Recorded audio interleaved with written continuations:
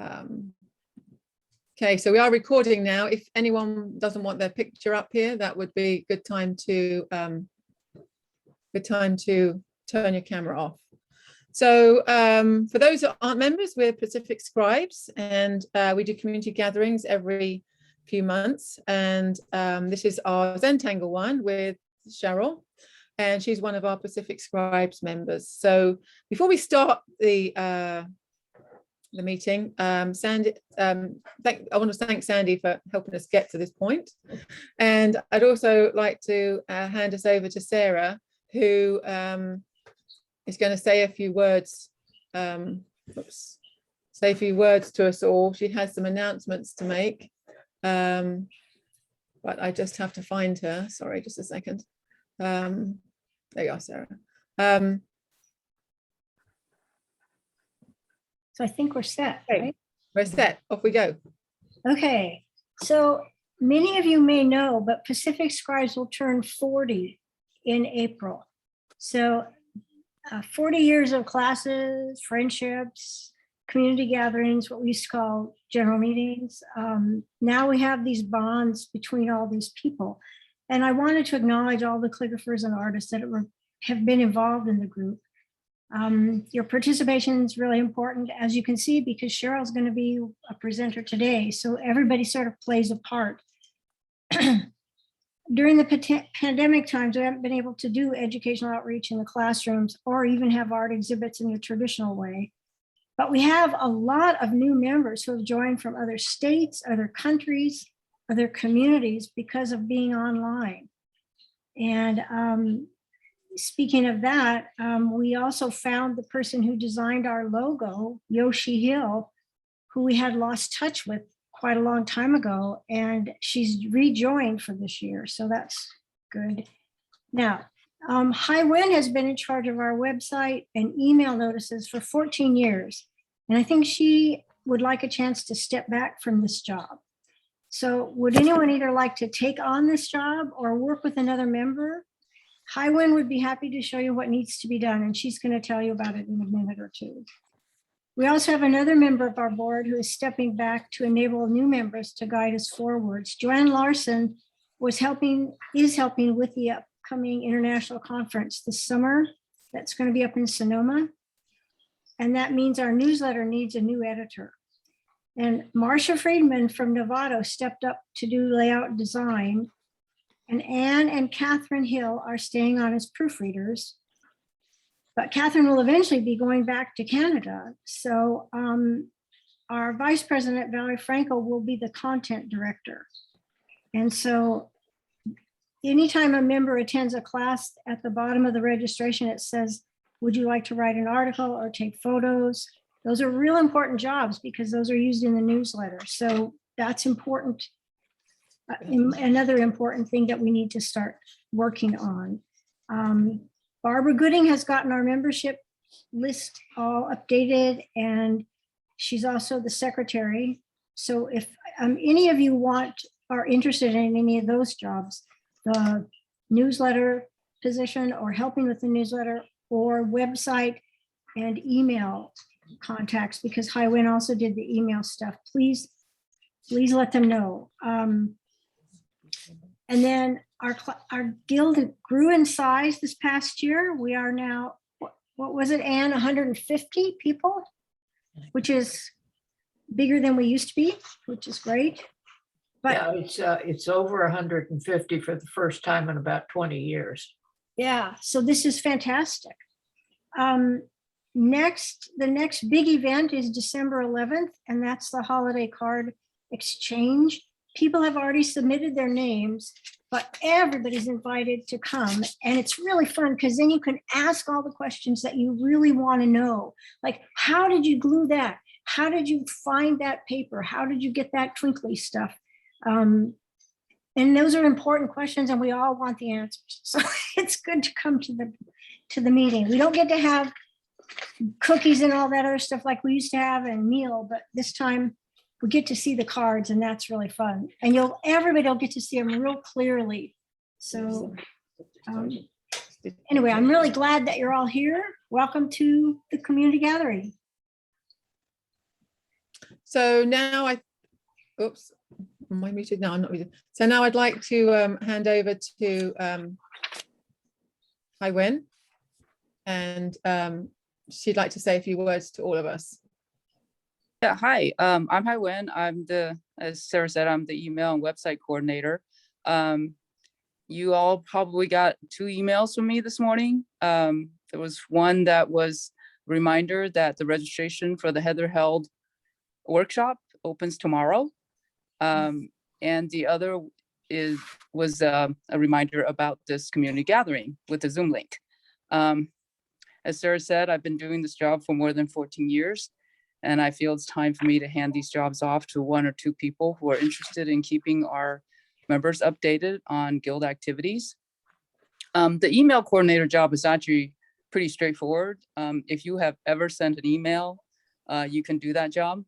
So, and I'd be glad to show you how to do that if you're interested in doing it. The website coordinator is responsible for updating our website, which means the person who takes that on would need to know HTML, CSS, and FTP.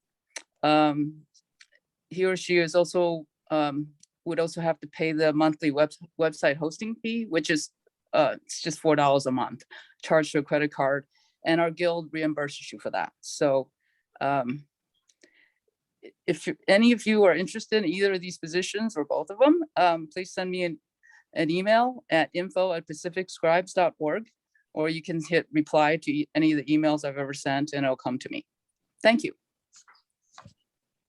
That's it.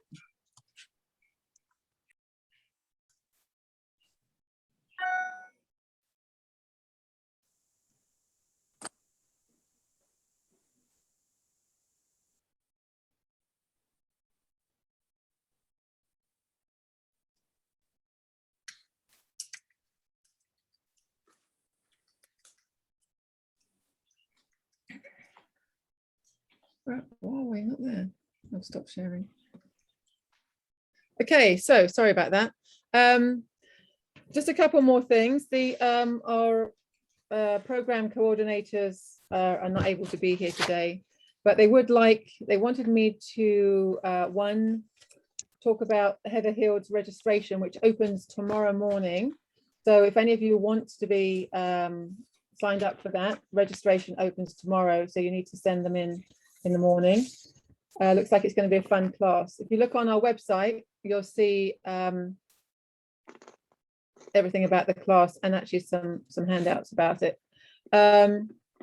Kumi Ananda, I think her name is, will be teaching kiln drawn caps for us online in February. And then we got Mike Gold teaching us some techniques and abstract styles at the end of March. So, and we're expecting both of those registrations to open in December. So for those of you who are here but are not Pacific Scribe members, you're welcome to join. Our membership is available. You can look online at pacificscribes.net. There's a little box there that says enrollment. Enrollment is $35 for the year, and that allows you to sign up to our classes. We have quite a few classes next year. They're not on the calendar yet, but they look like they're going to be exciting. And if you log into our holiday card exchange in December and join us, Michelle will be showing us quite a few of the classes that we will be hosting next year. So that is something to bear in mind. You'll see little snippets of artwork from these people that we'll be teaching. So that's definitely worth doing. I think that's all I have to say for this, because I'm sure we want to get on with Cheryl and our Zentangle. So I'm going to hand over to Cheryl, and she's going to show us how to Zentangle these lovely pumpkins that we have, and to show us how to use this in other things as well. Name cards, addresses, envelopes, all sorts of stuff. Zentangle can be used for so many different things. So Cheryl, it's over to you. Hello. So we're doing pumpkins today because it's Thanksgiving. That's what was suggested. So But I usually use my Zentangle for gift cards, little tags for presents and things like that for my grandchildren and such. So the tangles that I chose to put into the pumpkin sections will work very well if you want to do it in around a border or up the side of a envelope or something like that. So that's why these particular tangles were chosen. But there are so many different patterns. And I think I mentioned some books in the bottom of the email that are great resources. But there's so much online on YouTube that are free videos. The Zentangle ink people that created this method of drawing, they have project packs that they do that they sell, but you can go online on YouTube and look them up and draw along with them, and you don't need to have their supplies to necessarily do that. So there's lots and lots and lots of options to learn more about this. So I guess we should start getting to our pumpkins so that we'll maybe hopefully we'll have some time to talk about the gift tags when it's over. So I think we should start with creating a transfer onto the paper that you want to use, because I personally don't put any paper in my printer, because if the printer broke because I had paper in there, my husband would, I don't know what he would do, but he wouldn't be very happy. So so I have, what I do when I do a transfer is I put the picture on tracing paper. And so if you have a piece of tracing paper and you only have the email image, then if you put your tracing paper on that email image, you can create the picture on the tracing paper. It's fairly simple. And I'm just going to trace over mine now. And I'm hoping that those that don't have their paper ready, that they can get the piece of paper that they want to draw on and a piece of tracing paper over the handout. I use my light box. A light box is perfect too. That's perfect too. So a light box, just take a little HB pencil and lightly just outline the picture. And what you would do is take your HB pencil and go over with the tracing paper idea. Is there a group that needs to do this on tracing paper? Does anybody need to get prepared? Yes. Okay. Yes. Okay, so put your tracing paper over the picture and just with your HB pencil, just trace out the two pumpkins, the little curly cues, the stems, the leaves, and just trace it out so you have the drawing.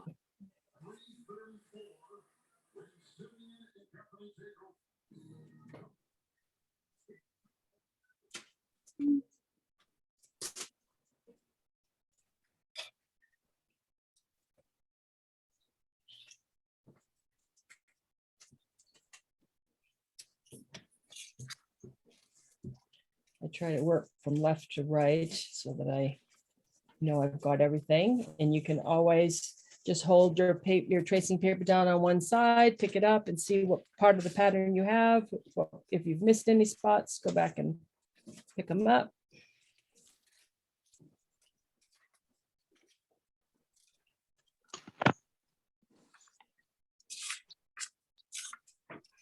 Okay.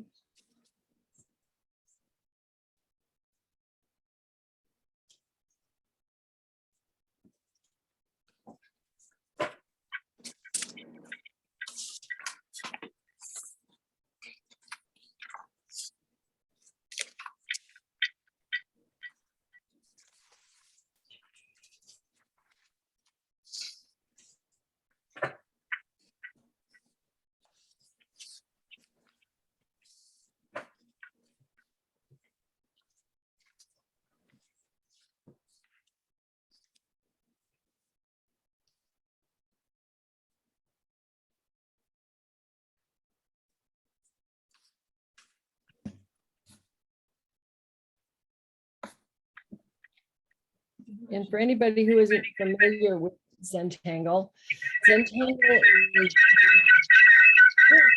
a method of drawing where you Sorry. You have to mute everybody. Okay, let me just try and mute everybody. Hang on just a second.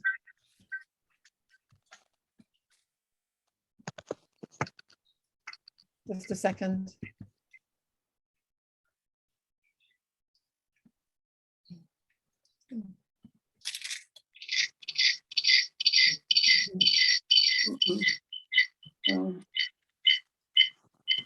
Okay. Sorry, I'm just trying to work out how to mute everybody.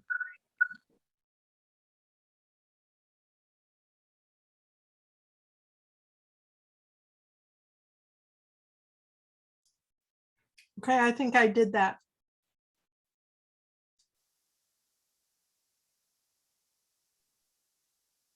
Okay, we should be okay. Alrighty. So Zentangle is a method of drawing, and you just you do repeated patterns, repeated lines, and you using the pumpkins. What we're doing with the pumpkins is we're using the section of a pumpkin as your little space that you're gonna put a pattern in, and the patterns can be very simple. They can be look very elaborate, but it's usually not more than a few steps to get there. So once we get drawing a pattern, if anybody has any questions, please speak up while we're doing it, because I think that if you're confused, we can clear it up pretty quickly.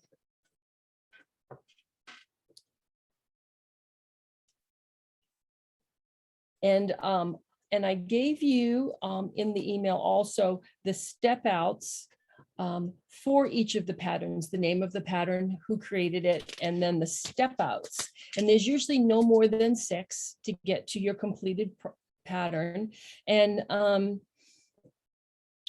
wanted you to be able to see what it looks like at the end, so you know what we're working towards. I've been in a lot of classes where they just saying, you know, put a circle somewhere on your paper, you know, draw a line through it. And they do that because there is no right or wrong way to do a Zentangle pattern. But a lot of people feel a little intimidated because they don't know where they're going. So I wanted you to see how the pattern is going to develop and where you're going to end up. So hopefully that was helpful. So if everyone has their pattern traced on a piece of tracing paper, you want to flip that over and put it on a piece of scrap paper. I just use a piece of paper from a copy machine, copy paper. And you're going to take a 2B pencil this time, a little darker, heavier weight, and you're going to retrace on the back of the paper that you just put your pattern on. We're going to come around and trace this with the 2B pencil. This is softer lead. So this is what will transfer onto your paper, your final paper. And we're doing on the back so that when you flip it over and transfer it, it will be right side up. And please speak up if anybody has a question or concern, so we can take care of you. You have to unmute yourself first and then ask us a question, or put it in the chat and Sandy's going to read out from the chat for us. Thank you, Sandy.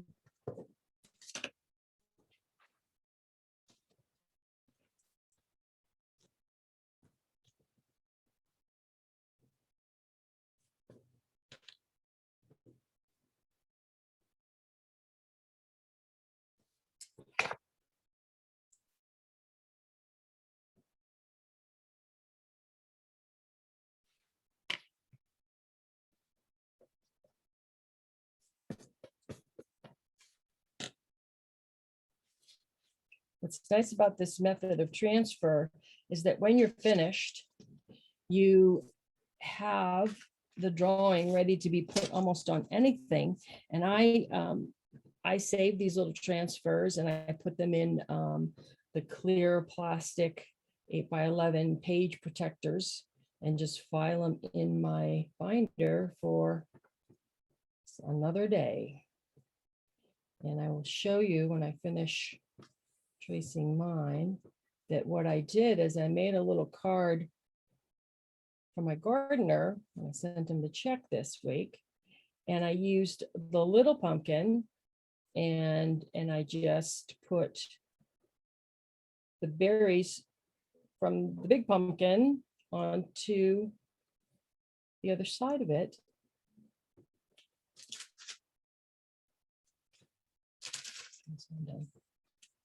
Am I sharing? Yes. Right here. You can see it's just the little pumpkin. And I actually flipped it over. So it's backwards from what you have. I used the opposite side and added some of the berries that were next to the big pumpkin right here. The leaves that are with the little pumpkin in the original drawing. And so I changed it up a little bit. I actually did his in colored pencil, but I gave it to him. So I had to make another one. I did it in black and white. So now that you have your picture with the 2B pencil on the bottom, please find the card that you're going to work on. Position your drawing over that. Go back to your HB pencil and trace it one more time. And what we'll do is I'm going to start at the stem and the curly Q, and I'm going to lift up and make sure that it is transferring through, which it is. So that's good.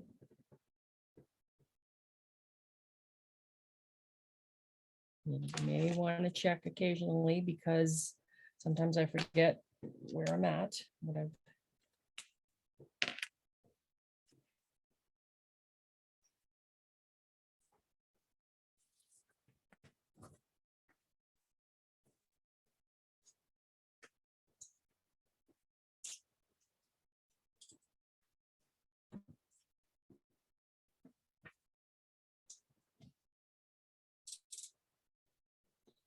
Most Zentangle projects there isn't any drawing necessary.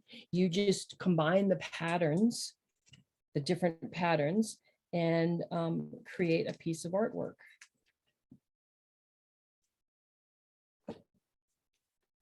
There's so many examples online. Some people just do absolutely gorgeous work.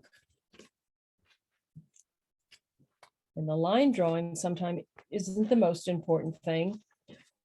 When you do the shading and little embellishments, the whole piece just comes to life.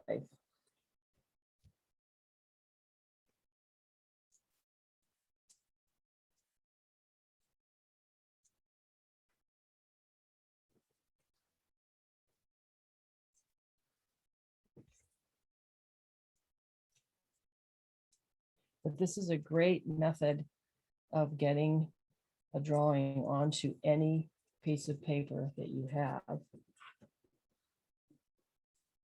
without having to totally redraw it.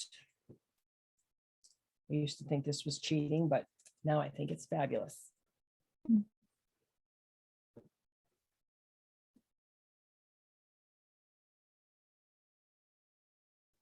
Okay. Well, make sure I have it. Let's see what's got down here.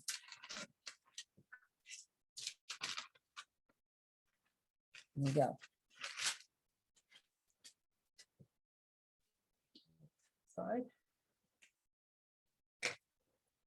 So once you have your pattern drawn out in pencil, you want to take your waterproof pen, your permanent marker. I personally like the micron, the Sakura microns. That's what I use most of the time. If you do use another pen, what I would suggest you do is put it on a piece of paper, let it dry, and maybe take a wet paintbrush and just put some water on it and just see what's going to happen to it. Because if you did want to use a medium, a wet medium after you've done it, you don't want it all your ink to run. Okay, so we have our card, we have it penciled in. Take your permanent marker, your permanent pen, and now we're going to go over the pattern one more time and get it inked in.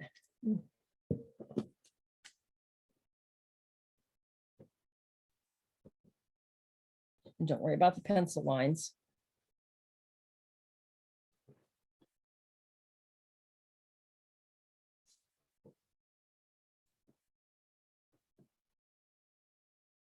And one thing that you could kind of practice on now is that one of the tips in Zentangle, it's called take off and land. So if you can't create your line all in one swoop and you have to stop, that's fine, stop. And then reposition your paper, and you do like a take off where you kind of retrace that line just a little bit, very lightly, and take off. Because I've found that the easiest way to draw something is for me is to be pulling my pen towards me. So in Zentangle, you do move your paper around a lot, so you can keep your hand in the same position, and you pull the pen down, the pen stays in your hand in the same position. So you want to move your paper rather than trying to move your arm and scoot your elbow out or do some physical movement that's a little awkward. You just kind of always keep your pen in the same position and you move your paper. Sometimes upside down works.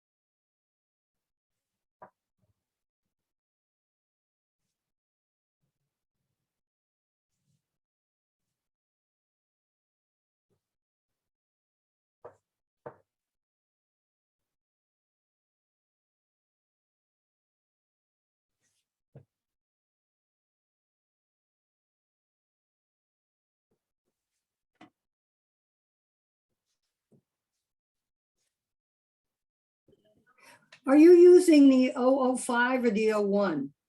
I'm using the 01. Thanks.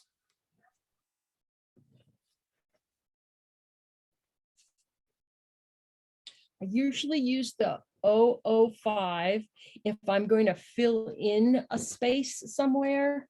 And then you have a little bit more control, trying to keep the ink in where you want it to be.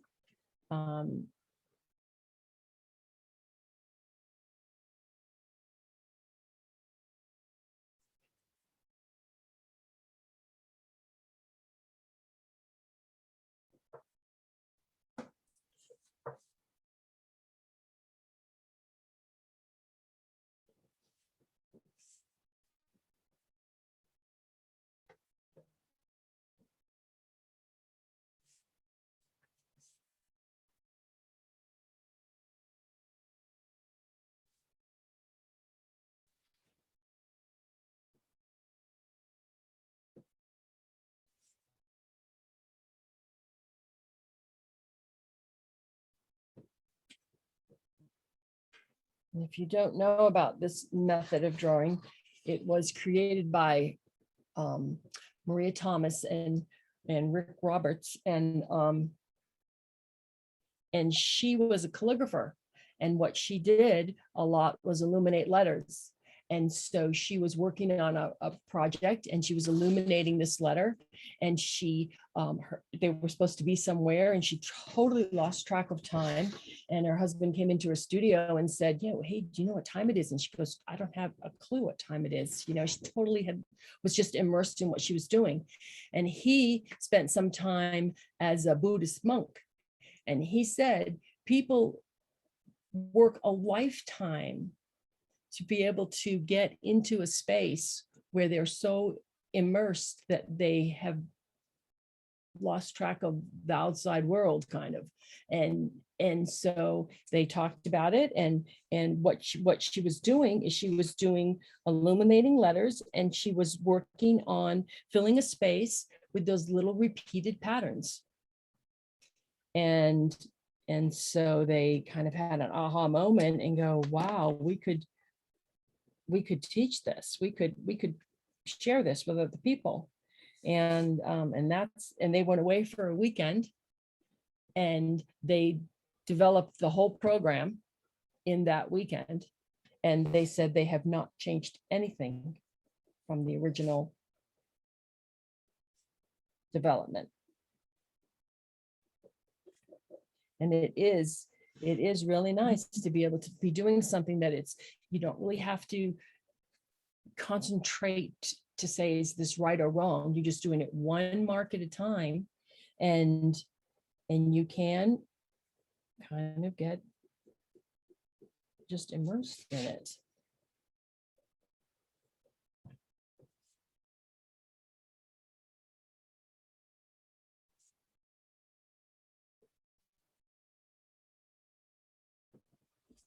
And probably, you do the same thing when you're working on a calligraphy project. You have to clear your mind. You have to concentrate on what you're doing.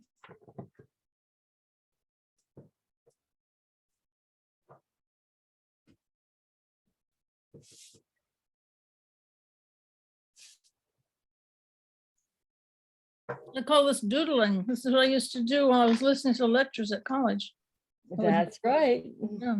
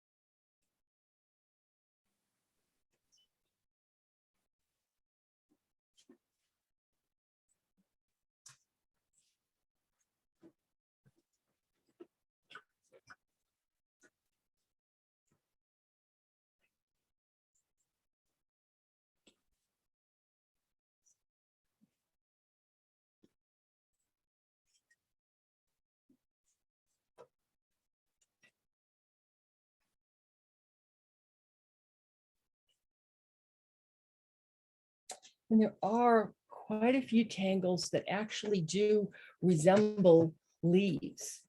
And I didn't include those with this because I thought that with the 9 tangles that we're going to do to fill the pumpkin pieces, that would really be probably take up all of our time. But I'll tell you it later, or possibly maybe type it up and it can come out with the recording, just places where you can go and find different patterns. And you'll see that a lot of them are very organic and can work for leaf representation. Okay, so mine is finished and there are no erasers in Zentangle, but I do erase my pencil lines. But you want to make sure that your ink is dry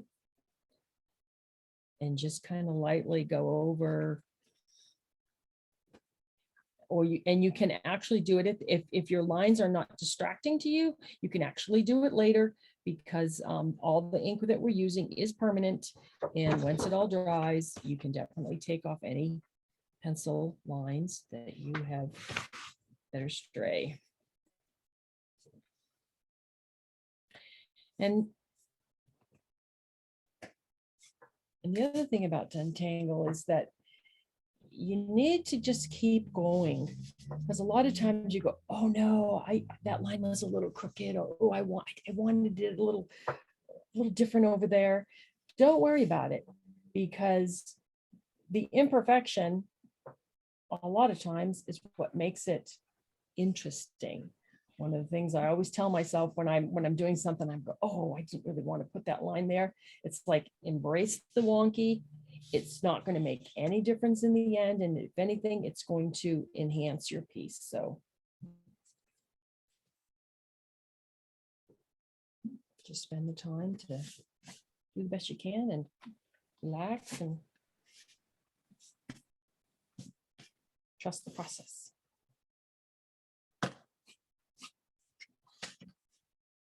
Okay, so how are we for inking our piece?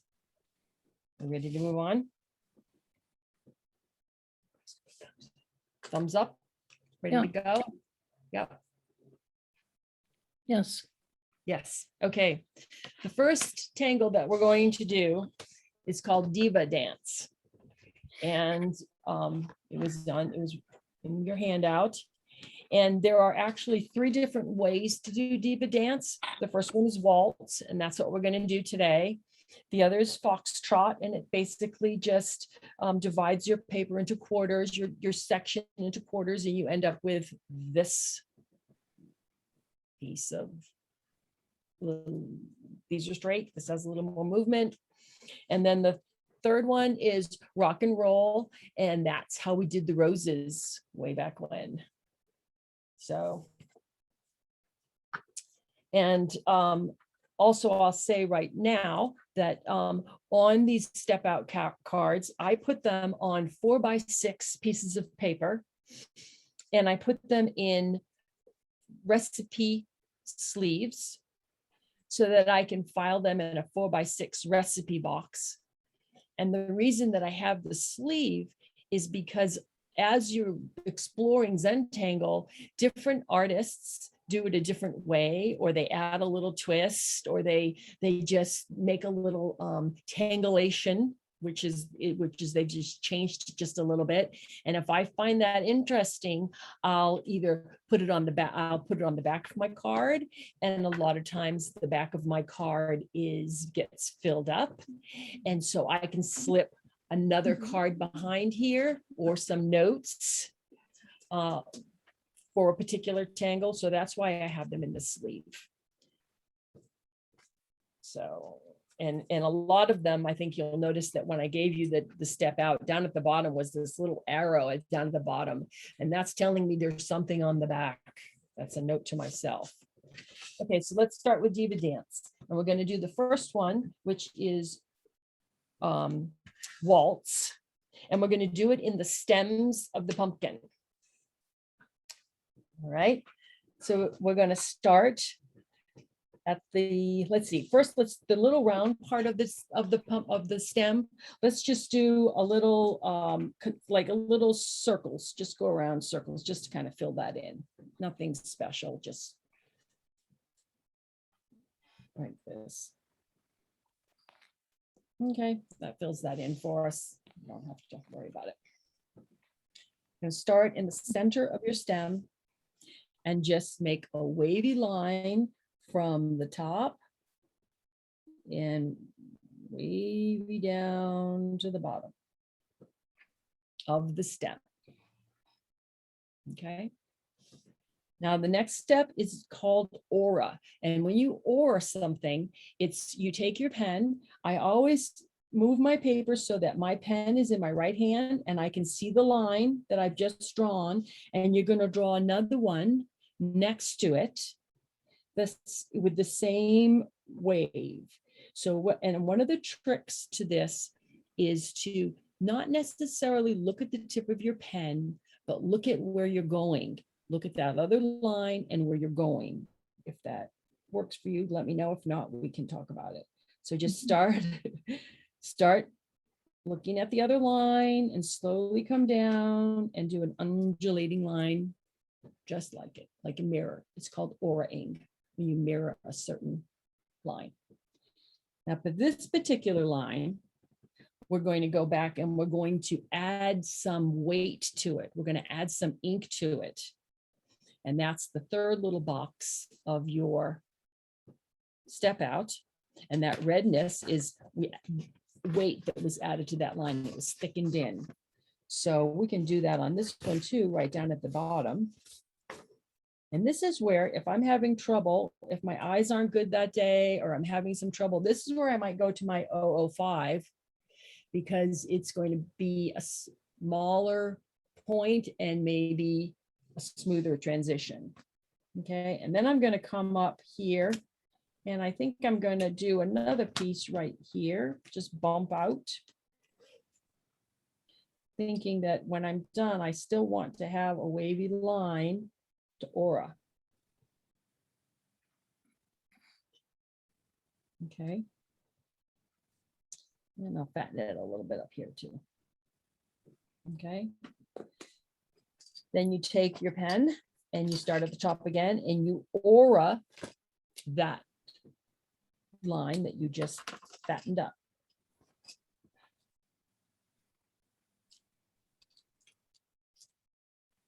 Okay. This light a little, so I'm getting a lot of shadow. This just a tad. Okay. Now we're going to aura it again. And this is the one where we're going to thicken up. So aura this line again and make some dark places in it. Thicken it up here and there. Okay. So now we have the left side to do. And what I'd like you to do is turn your paper upside down. And now the drawing's on your left. Your pen is in your right hand. If you're right-handed, this will work. If you're left-handed, you're going to go opposite. So now we're going to aura the line. That's the original line that we did. And we're going to aura that again. And we're going to find some places to thicken this one up here and there with little bump outs.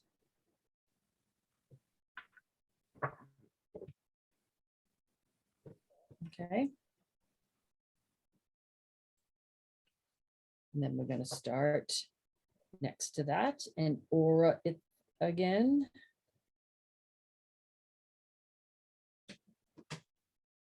And then we're going to aura it again. And we're going to bump this one out. Make it fat here and there.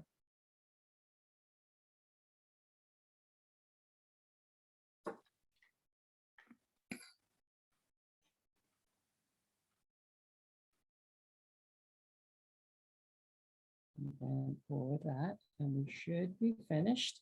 And if you're not finished, so you're doing one that's an aura, the next one is an aura, and you're going to fatten it up. And then you're going to do a line that's just a straight aura, and then the next line, aura, and fatten it up. Could Okay. you push your picture up? We can't see it on the screen. Oh, I'm so sorry. Is that Thanks. good? Okay, Yeah. I'm gonna put a little mark on my pad here so I know what's good for placement. Okay. Yes, That's I do. good. And I do keep flipping it around. So I'll try to stay in this general area when I flip. Okay. So the same thing on the second stem. We're going to start about in the middle somewhere and just do a little undulating line coming down. You're going to aura that line and fatten it up here and there. Okay. And then aura that line. Aura again and fatten it up.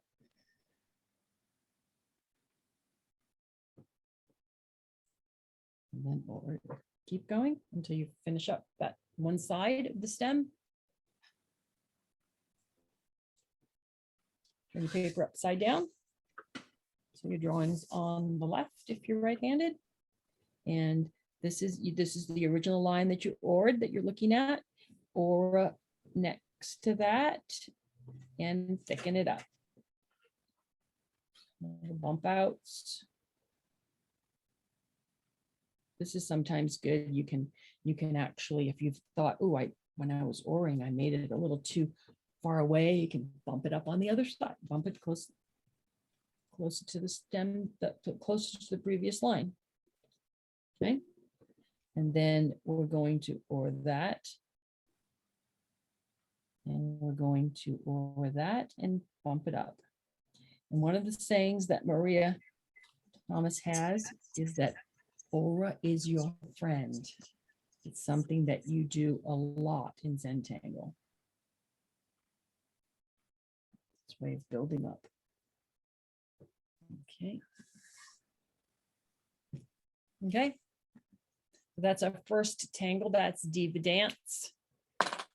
And takes care of the stems. The second tangle that we're going to do is, let me see, I had written up how I wanted to do them. So the one next to the other. Second one is Shattuck. Shattuck. It's this one. Okay. And if you see here, this is how if you were going to fill up a big area, you do multiple lines. But we only have one slice of the pumpkin. So we're just going to work in one area. And I'll show you what it's going to look like here. So you know what we're going for right here. It's going to get a little tricky when we get to the leaf because we have to make sure we draw behind the leaf. And I'll talk to you about that when we get there. Okay. So this is Shattuck. We're going to start.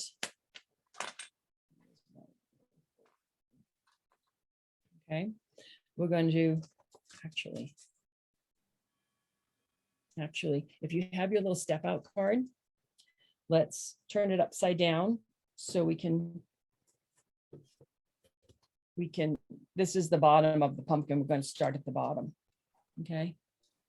So what we're going to do is you see this little, let me go over here. See this little bottom of the pumpkin right down here.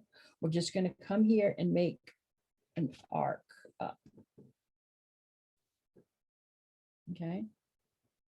And then we're going to aura that arc, and I'm going to flip my card upside down, and we're going to aura the arc, and you're going to try to, but it's, the world isn't going to stop spinning if you don't, but try to keep your lines about the same distance apart. Okay. And you're just going to come up and up and up, or all the way down. You're going to get smaller and smaller and smaller till you get the point of underneath the pumpkin. Okay. And you card back. Okay, so if you look at your step out card, we've done this, and you look at number 4, we've done this one right here, and we're going to arc out from from the top out to the outside of the pumpkin rim. So you're going to come here and arc out the pumpkin, out towards the leaf. And you're going to do the same thing. You're going to go inside and aura.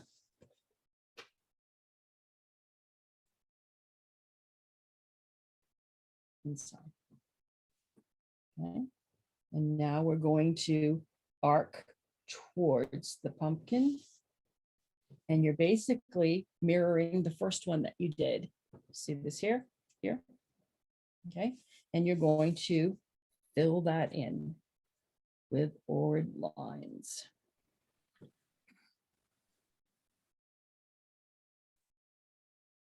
Okay. Turn it again, and now we're going to arc out to the leaf again and for those lines.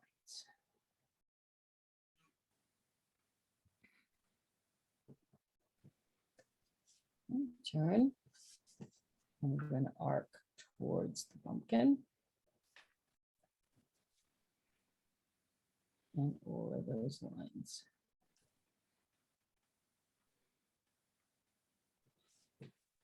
Now we're going to arc towards the leaf.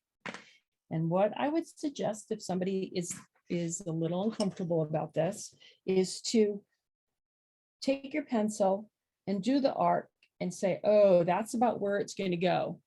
If my pumpkin, if you can imagine your pumpkin side underneath there.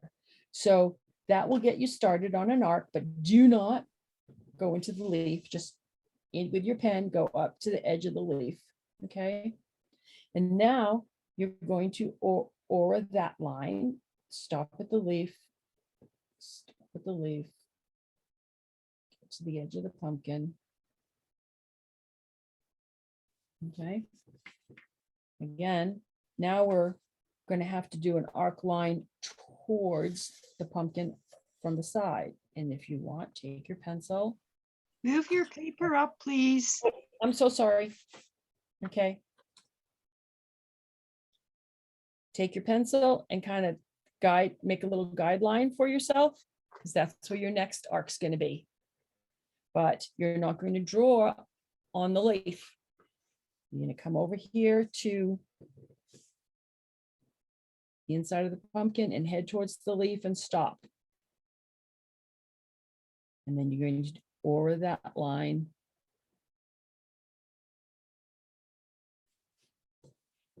Okay. And so now we would be coming from here, from the inside of the pumpkin, and an arc out here, which we can do. So we can make it go past the leaf. All right. And again, now we're going to aura it, and you're going to want to make sure your auras stay underneath the leaf.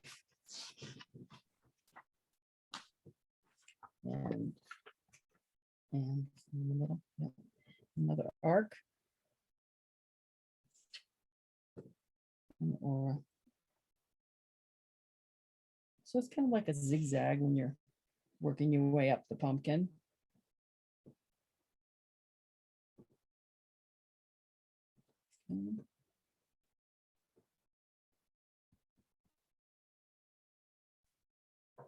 All right.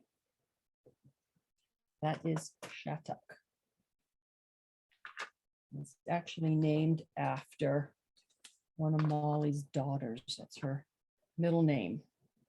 I'm sorry, one of Maria's daughters, her daughter Molly, is her middle name. Okay. So let me get away. And then we're going to move on to Zentangle, which is this one. And we're not going to do the patterned ones, the first four sort of in a pattern. We're just going to do a random Zentangle. So you're going to take your O1 pen and let's go to the outside piece of the large pumpkin. And you're going to start it just like the first step out part, number one, but we're not going to necessarily make our lines even. So I'll start you off. We're just going to put a line across that section. Okay. And we're going to find another place and we're going to cross that line.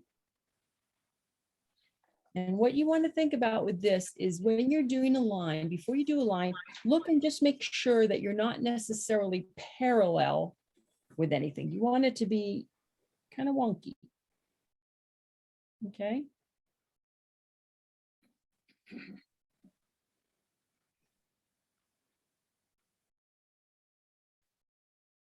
Let's see. Up there. Okay, and you're going to be working from side to side.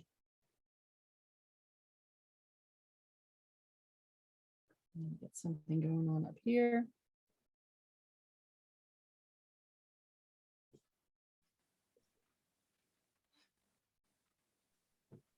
Okay. And then don't forget that little piece down at the bottom here. That's also that same section of pumpkin. So I'm going to throw a couple of lines in there.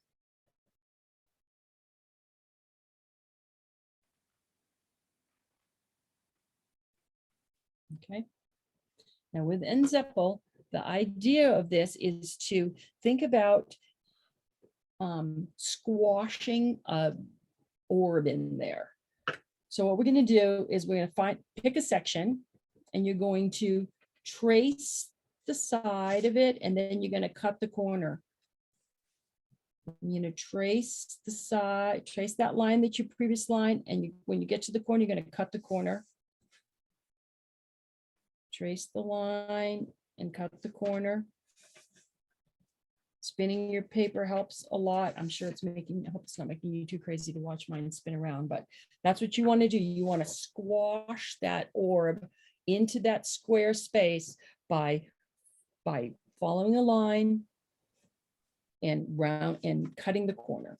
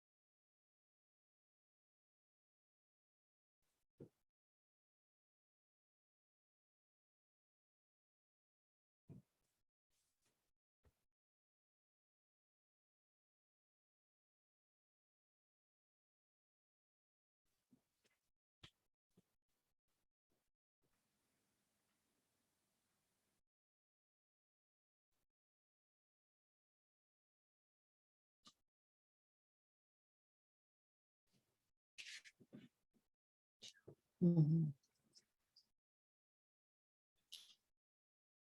Does anybody have any questions?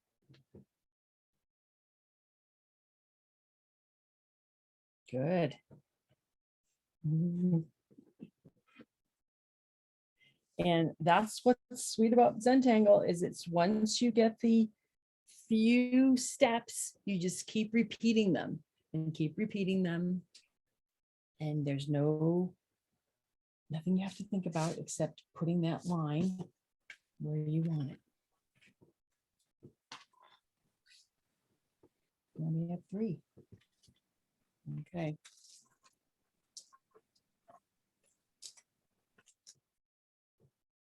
Ready to move on? Next tangle we're going to do is Tripoli. And this is an example of Tripoli if you wanted to use it possibly in a border. I just keep that in that card to remind me. Tripoli is you start with a little triangle. An equilateral triangle would probably be easiest to start out with. You can make the triangle super wonky if you want later, but I think to start out, we'll just do equilateral triangles. So you start with a triangle and somewhere in this outside part of the little pumpkin, this one. So we're just going to make an equilateral triangle. Close enough, no one's going to take out their measurement on you. Okay. Then you're going to aura one side. And I'm going to have to use my pencil because I have to imagine where the dot opposite this line would be for an equilateral triangle. And I'm going to pencil that in, and then I'm going to aim for it, but stop at the pumpkin segment. Okay, I get up here. Same thing. I'm going to start here, and I'm going to kind of aim towards that line, and then I'm going to stop because I don't have any segment left. I don't want to go into this other clear space. Okay, we're going to do that all around this original triangle. So I'm going to come here. Oh, actually, I'm sorry. It's easier if we aura the side of the one that we just did. Okay. And we're going to do equilateral triangle. So think about that dot where that would be. And this triangle, the first triangle we did, that's kind of the line. You can see it kind of forms that line that you want to use. Kind of follow that line to make your second side of that triangle. And then we're going to come back and close it off. I'm going to aura that triangle. Think about where your dot would be, pretty much almost to the edge. Okay, and go meet that dot best you can. And finish your triangle. Or that side. And your aura lines don't have to be, but it's a little bit easier if you just sort of make them about the same width. It takes a guess on how far away you have to start your next triangle. Okay, and we're going to think about where, if this was an equilateral triangle, it would be out here, where you want that line, probably up there. Okay, go out like that. And we're going to let the pumpkin edge be the edge of this one for me. And then you're going to tuck in one more, and this time you're going to aura this side and aura this side, and just close. Make a triangle. It's kind of hidden underneath there. Okay. So now we're going to find a triangle and aura the side. And think about it being equilateral, put a little dot, and complete your triangle. Okay, so now we're going to aura this side.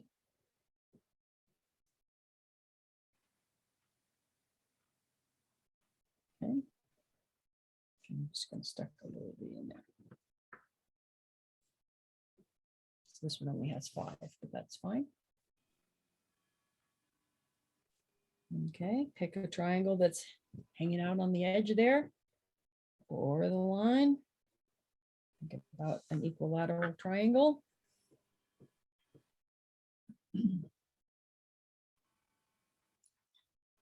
Okay. And as you can see, I've just got a little space here, so I'm just going to put in the tips because that's all I have. That's all I have room for. Right here. Okay. So keep going back, looking for a side. And over that. Kind of think equilateral triangle in your head, knowing that some of it might be behind.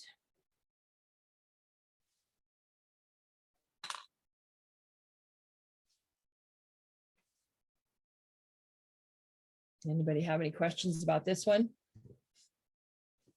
It's very quiet, which is a good thing, I think.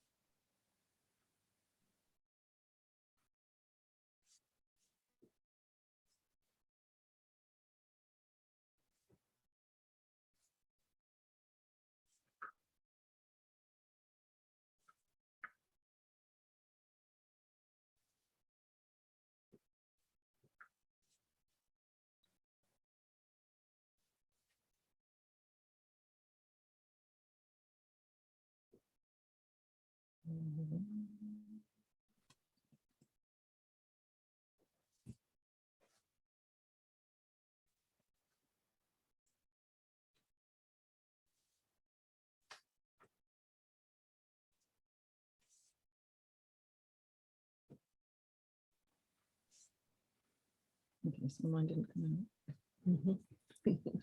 It's okay, just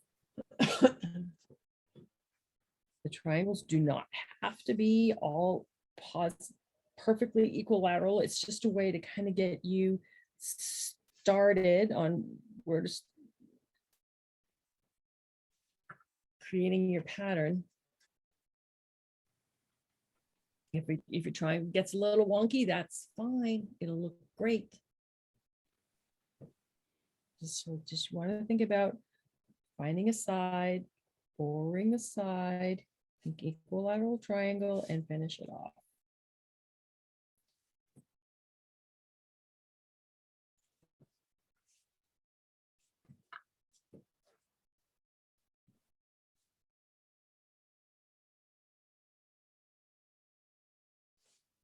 Can we see yours upright for a second? Yep. Ah, okay. Okay, go all the way to the stem. Okay. Yes, yes. We started in the middle. We went down, went one way, turned it around, and head the other direction. Yes.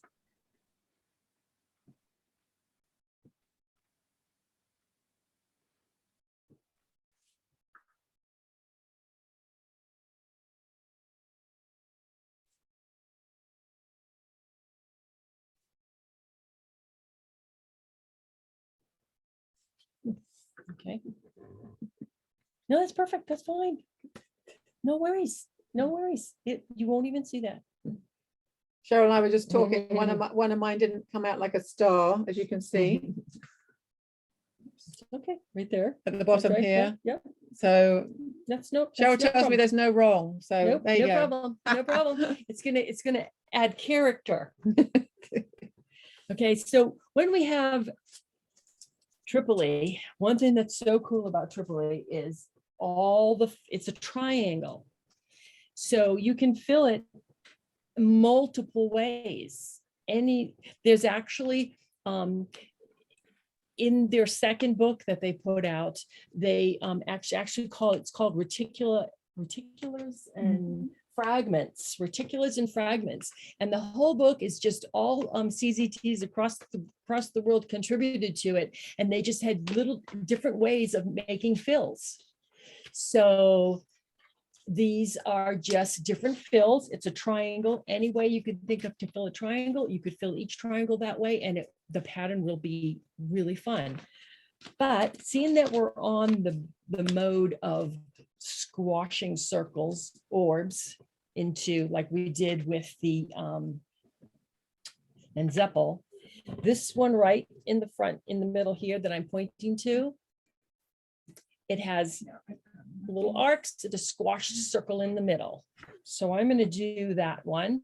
I'm going to leave this up here. Let's see, keep it on the screen. I'm going the wrong way. There we go. Oh, nope. Help me towards this way.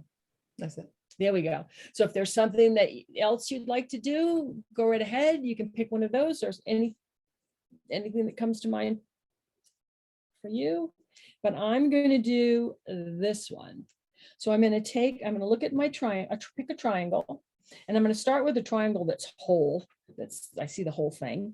And I'm going to start in the corner and make a slight arc to the opposite, to the next corner along that wall of the triangle.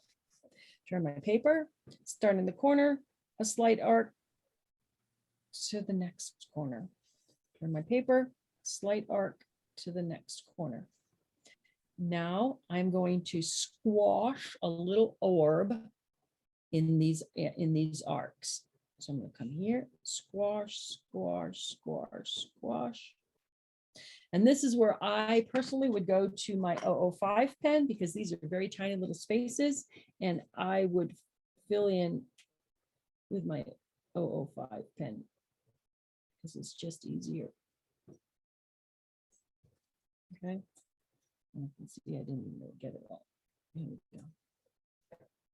Okay. And so I'm going to go to another triangle. I'm going to do the same thing. Arc.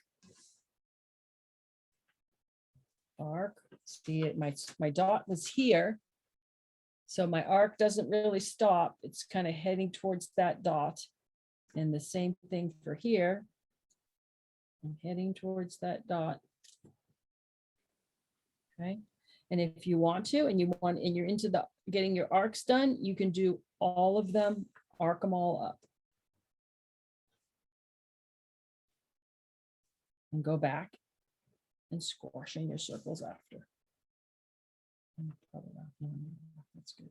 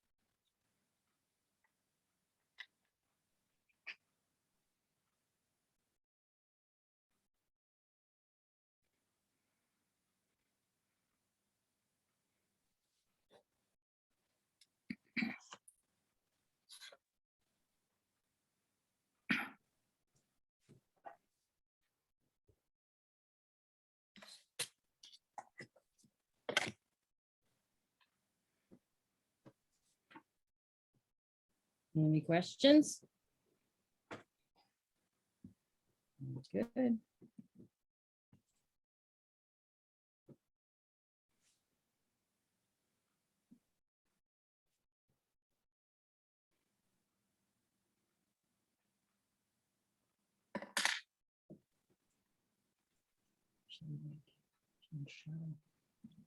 I'm just making sure.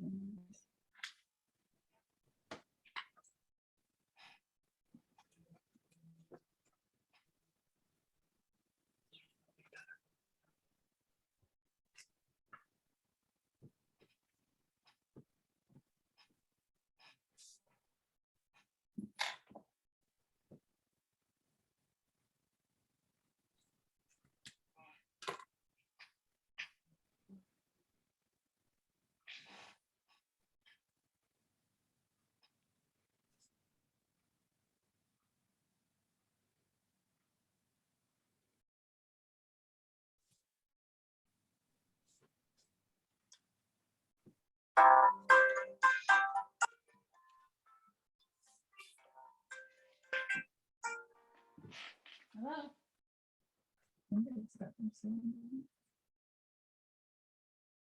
So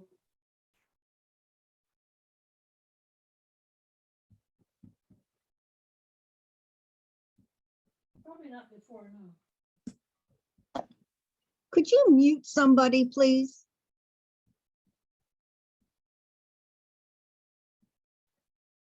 Yeah, I think we've just done that now. I think we should be good.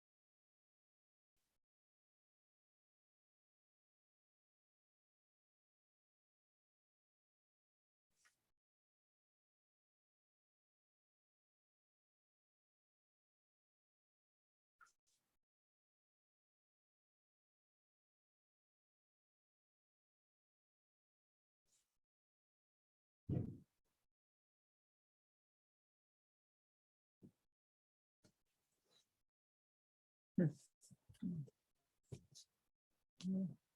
don't have the sun.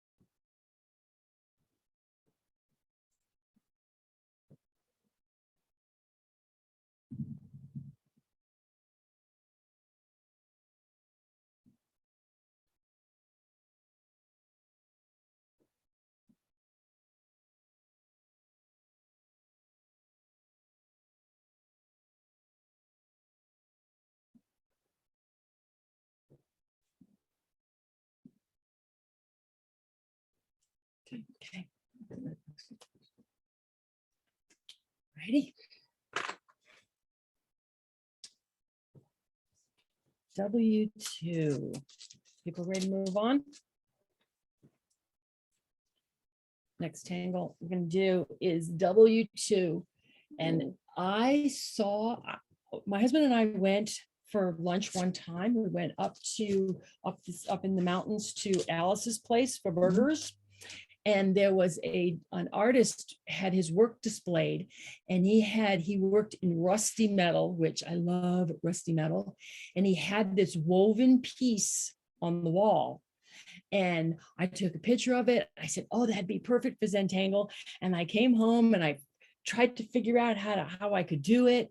And then I came across this pattern, W2, Warp and Weft, by Zentangle Inc. And it actually is almost like that woven piece. Now, what I want to tell you is that what made that woven piece really interesting is that he had thin metal, he had fat metal, he had metal that was not straight cut, and it was so nice. So this is the tangle that you can really embrace the wonky on, and it will look just as good, if not better. All we're going to do is the middle piece of the large pumpkin. I think it'll be the least confusing to try to fill in with this warp and with W2. So what we're going to do is, if you like, you can take your pencil and make a grid, if that would make you feel better. Or you can start with your rows of squares, kind of like the pattern here shows you. But if you wanted to, you could take your pencil and make a grid and then put your squares everywhere that grid intersects. But it isn't necessary, just if you're nervous about it or something. Okay. And I'll do part of it that way. So you know what I'm talking about. Just go like this, this, make one skinny, make one fat, a little wonky. Okay. So what you get, if you have your pattern gridded in, now you're just going to go at each intersection and make a little box. And let me show it on the screen.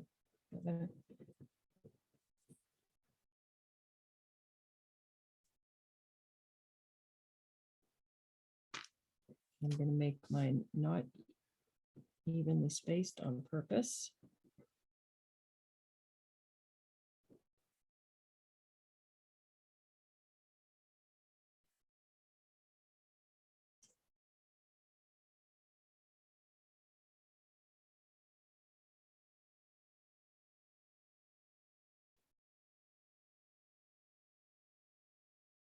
Get to the fatter part of the wedge. You want to maybe make a little half circle, half square off to the side there, just so you have a place to land.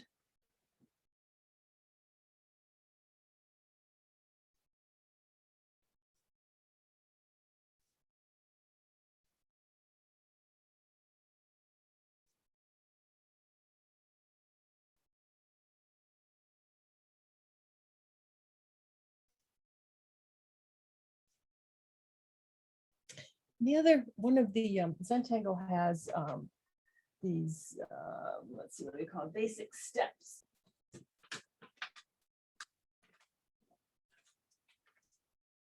First, it's, gratitude and appreciation. You have wonderful tools. You have time to spend, just doodle.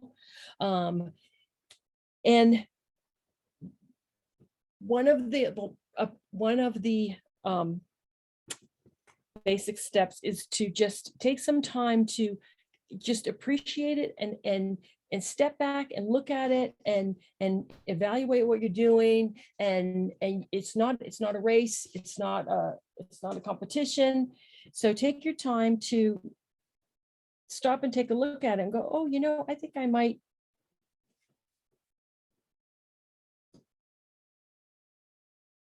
want to make the next row thinner.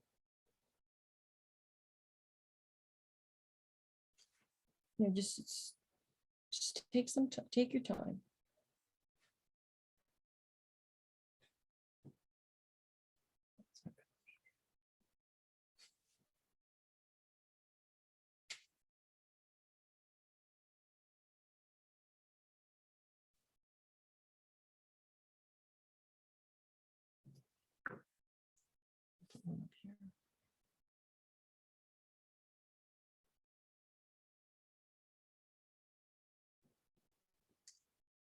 Okay, so we have our boxes.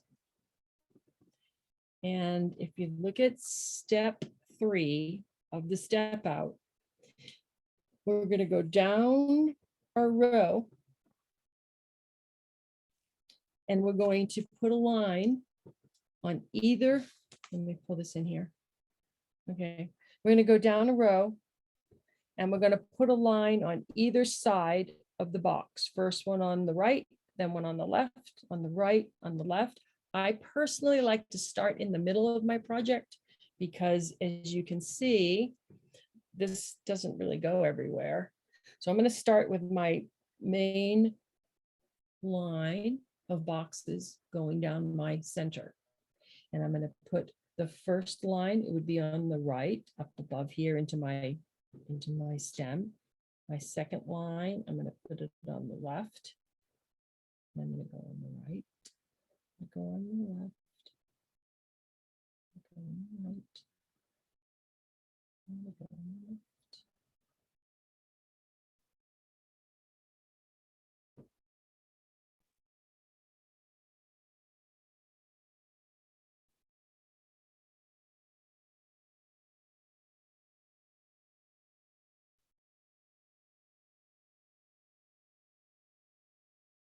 Okay, I'm gonna look at the line next to it. If my first line right here is on the outside of these two boxes, then this one next to it needs to be on the outside of the two boxes. This one's on the inside of the boxes, so this one needs to be inside with it, matching it. So it's kind of opposite of the row before.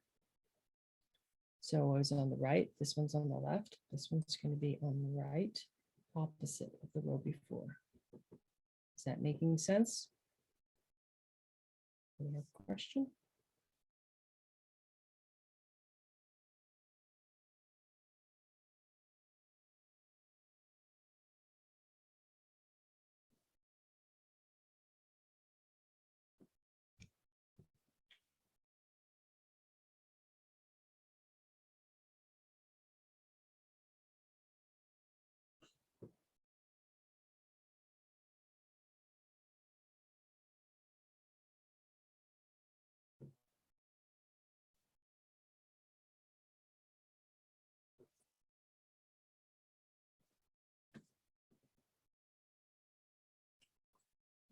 What I'm going to do is down at the bottom here, I totally have no boxes.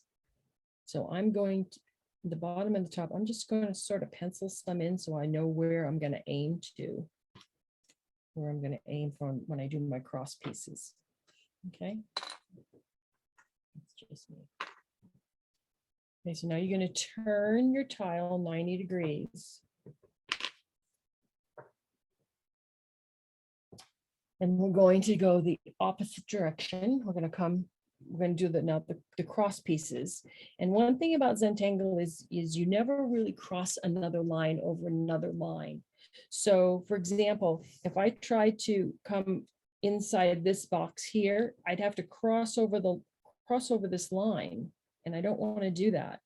So look for a box where you have a line on the outside of both boxes, okay? And go inside and connect those. Let me see, did I do that right? Yes. Okay. All righty. So now we're looking at this row of boxes, and we have this one on the left. So this one has to be on the right. Left, right. Okay. So now we have our left set up. So we're going to be opposite here. So this one was on the right. So this one's going to be on the left. This one's going to be on the right. This one's going to be on the left. And down. This one's on the left. So this one's going to be on the right.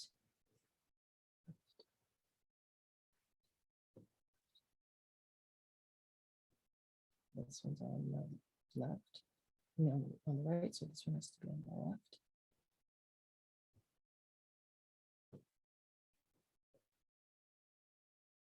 Everybody needs some help? Right here, this is on the left, so this one has to be on the right.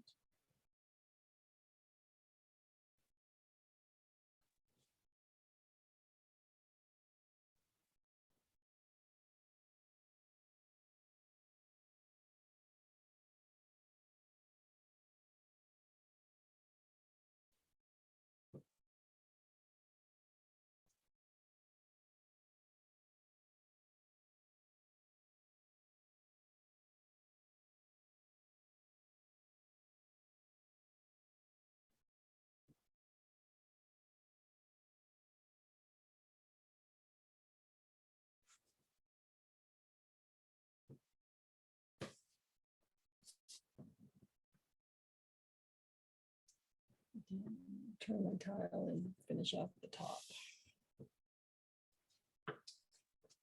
So this was on the left, so this has to be right.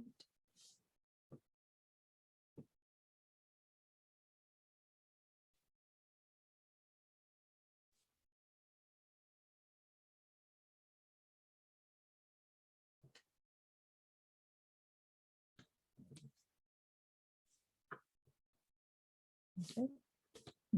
Okay. There you go. You got it. There's one here somewhere. Mhm. That one there. Mhm. There. Yep, because this is going on. Yes. Go. Yep. And then you want to take your pen and fill in your boxes. And one thing about filling in the boxes, you want to make sure what makes it look real is that you stay inside all these lines you just made. Makes it look like it's really being woven. Okay.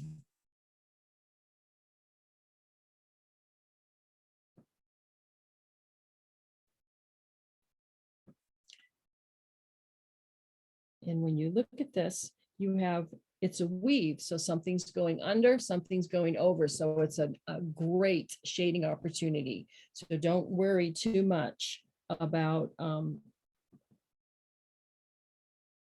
your lines. Your shading will definitely pop it out.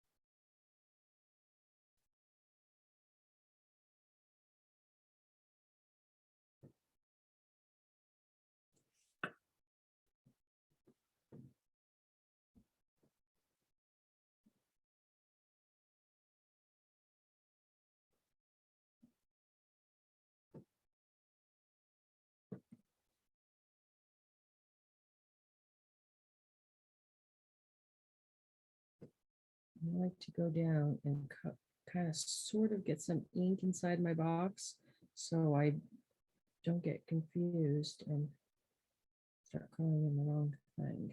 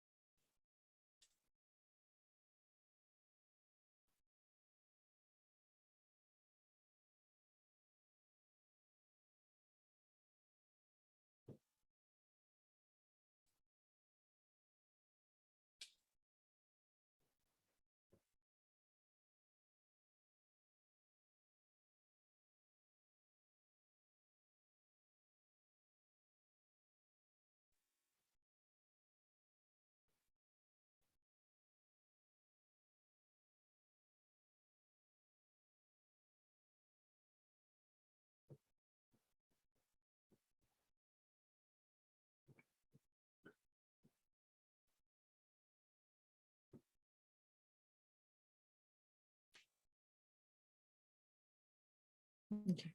Oops, nope, over here.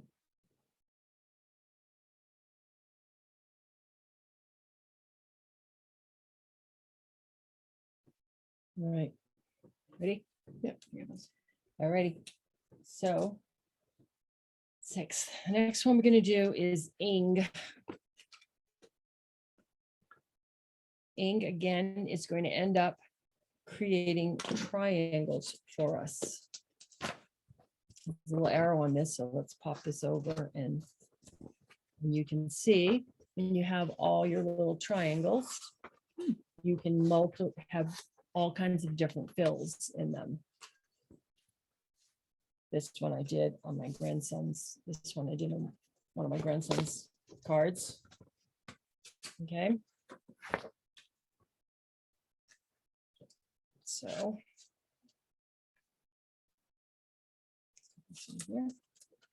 Okay, so you're going to start by just zigzagging down this outer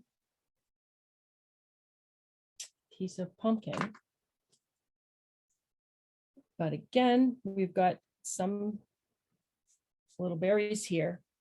So when you get to the berry, you want to stop and just kind of imagine going behind it and pick it up on the other side of the berry.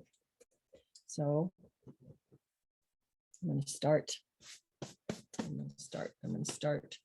up here, I guess. And here. I'm just going to make random zigzags behind my berry here.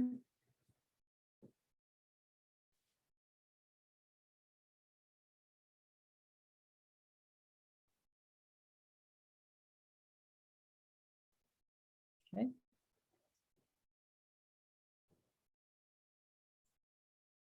I'll turn the card and find. I notice you don't go to the line.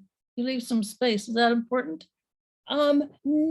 Not necessarily. But we are going to fill it out some. So I don't go to the line for no particular reason, except I'm not sure what I'm going to end up doing as far as maybe doing something around the edge For example, I'll show you this, where I did a little bead line around the edge. And I Okay, think I okay. sort of do that because when I'm doing my gift cards, I do the tangle and then I usually try to pull it all together with maybe a bead line or something, or some other little embellishments around the edges. You can go right to the edge. It's not going to make any difference if that's what you want to do. For example, I'll show you this one right here. This is one of my grandson's gift cards, and this is ink. Where, oh, there. Oh, that's beautiful. Okay, so I'd say, and you can see I didn't do the bead lines all around the outside. I just did a few, then did the bead lines inside. So that's probably just why I don't go to the edge, because that's what I'm thinking down the line I might be doing. But so we're going to go to our original zigzag line. We're going to start at the top.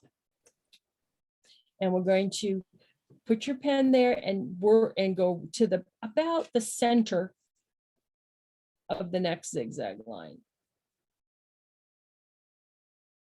And you're going to repeat that all down the right side of this zigzag line.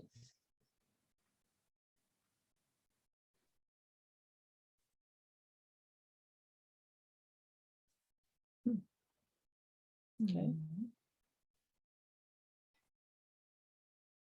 right, you're gonna go back to the top and you're gonna go to the first outside point on the left, and you're gonna do the same thing.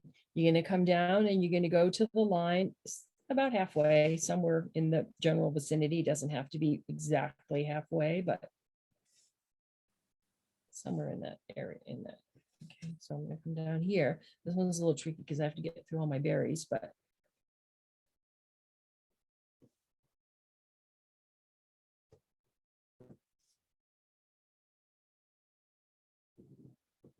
okay.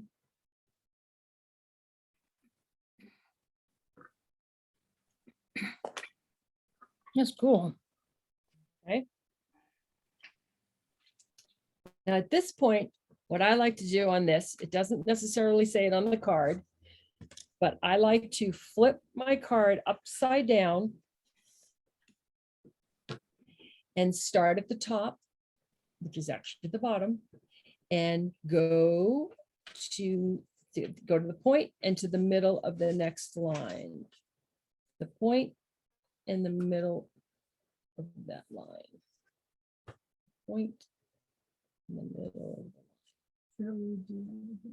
Sure.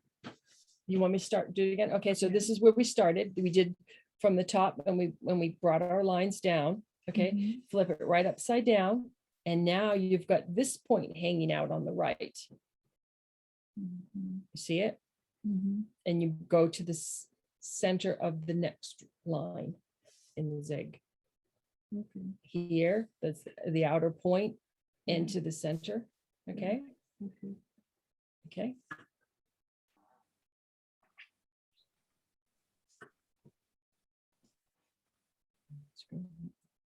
Okay. And then you're going to do the same thing on the other side. This is the last outer point. You're going to come down and connect it into your zigzag.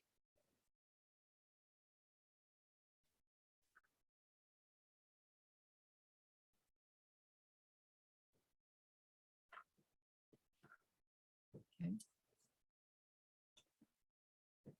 And you can see with if you were really good at shading, or you could see shadow, you could really make this look like it was folded piece of paper. It's a very interesting tangle.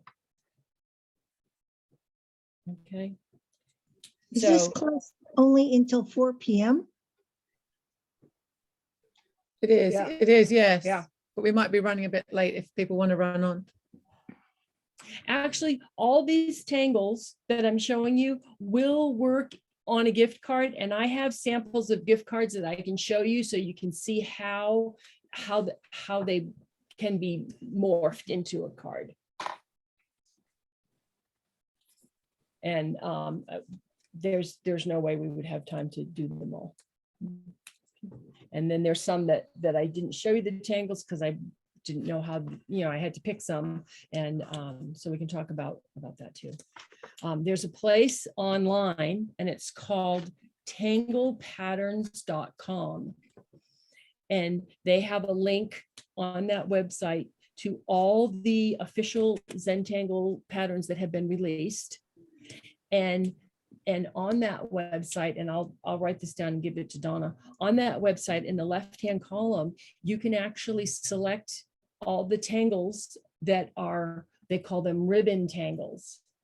And a ribbon tangle to me is a border tangle. So anything that you can do in a ribbon, you could use on a gift card. So I kind of go there sometimes if I'm looking for inspiration. Okay, so this tangle is basically finished. That's it. That's ink. What you have to decide is how you want to fill it in. So we can, I think the easiest way to fill it in, and that's what I'm going to do right now because we're kind of pressed for time, is I put a dot in the middle. Then I go to each corner of the triangle and I connect it to the dot. And work from the triangle corner to the dot, because if you don't quite get the dot meet the dot in the exact same place, it works okay, but you do want to get your corner hit. So here's a little one, corner to the dot, corner to the dot, corner to the dot. And if this was a Christmas card, this little dot you're doing, you could do it with a red pen and leave a little spark, a little white spot on it. It looks kind of like a highlight. It looks like a little berry.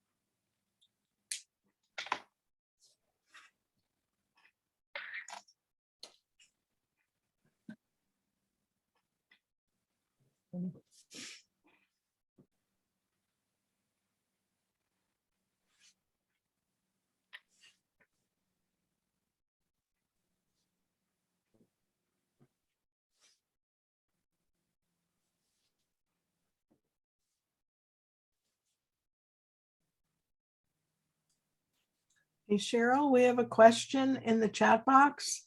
Okay. Do you do each of your cards individually, or do you have a technique for copying them? A card, a gift card, a gift tag, or a card, this Or card. a card, I think. Yeah, no, I would just, if I was going to do like this pumpkin card, I would not necessarily copy it, but I would look for something where I could fill in a tangle. That's why we kind of do the pumpkin sections. I'm not sure I understand the question. Do you mass produce your gift Oh, do cards? I mass produce my cards? No, I do not.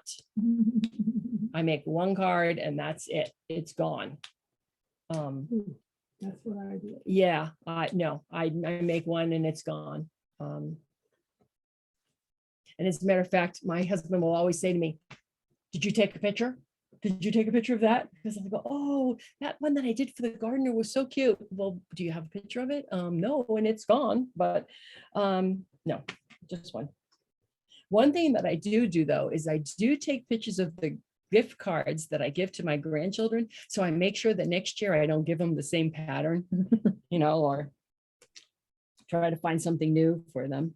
But I take pictures, but I do not reproduce.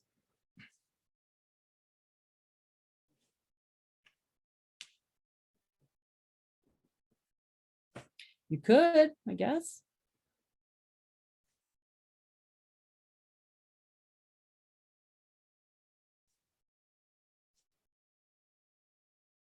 Could you show us how to do the middle panel of the smaller pumpkin? Yes, do you want to do that one next?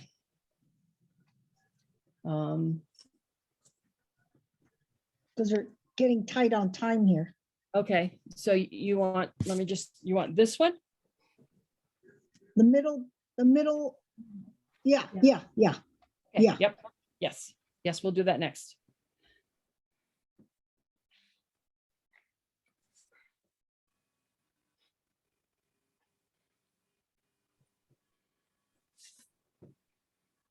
Okay. That tangle is called Rural by Helen Williams. And I'm going to use my pencil for some guidelines for this. And I'm going to divide this oval in half. Okay. And then I'm going to divide it in this way.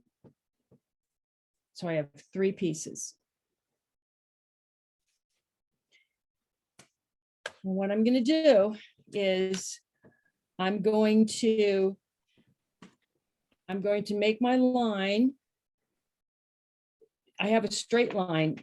Let me take this out of here. I have a straight line down here, right?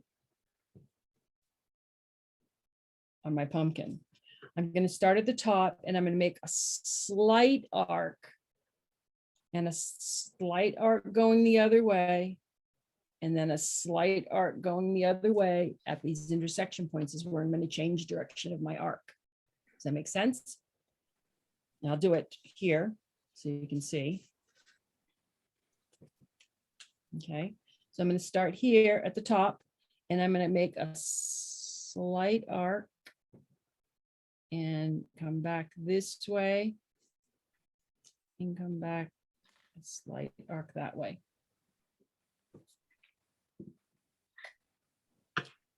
And I'm going to go back to the top and I'm going to aura that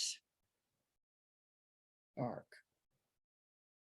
Aura is your friend. We're going to start at the point, come aura it around a bit. And actually it's not really an aura because I'm not really following the line, but I'm making another arc a little bit bigger on the outside. Okay, I'm going to come back to the top and do the same thing. Always meeting back at the crossover place. Okay. And then I'm going to turn my tile and I'm going to make a little, what are we going to call it? A curvy line, a arc to the right, arc to the left. And I'm going to do the same thing. I'm going to make an arc, meet, start at the tip, cross at the center, end at the other tip.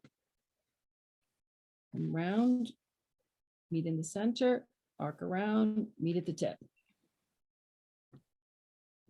Okay, I'm going to do the same thing over here. A slight arc to the center, opposite direction, out. Okay, and then a slight arc to the center, meet at the tip. Start at the tip, arc, meet, stop in the center, come out, and to the tip. Okay.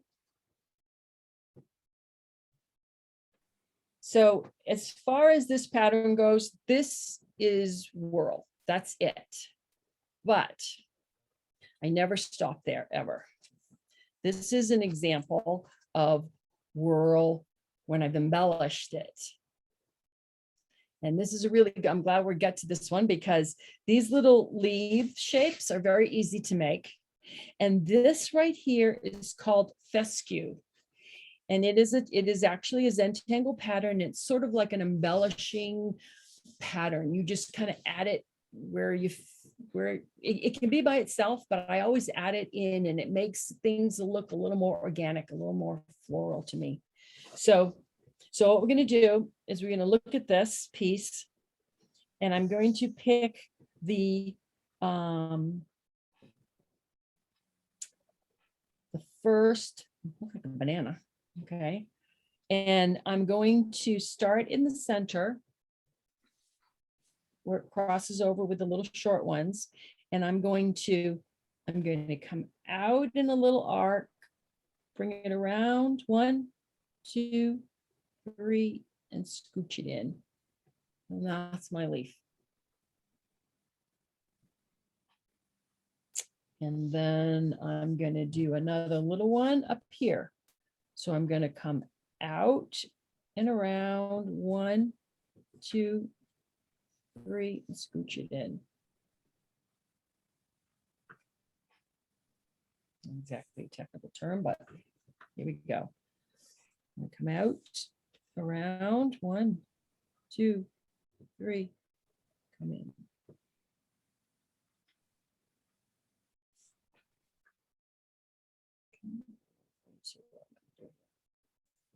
Not like this. 1, 2, 3.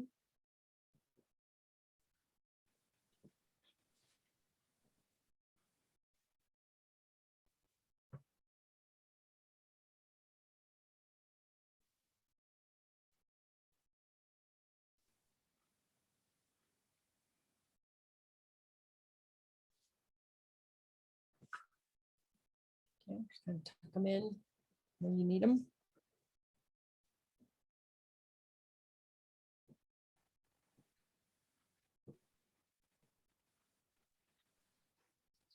Okay, and then we're gonna do the fescues.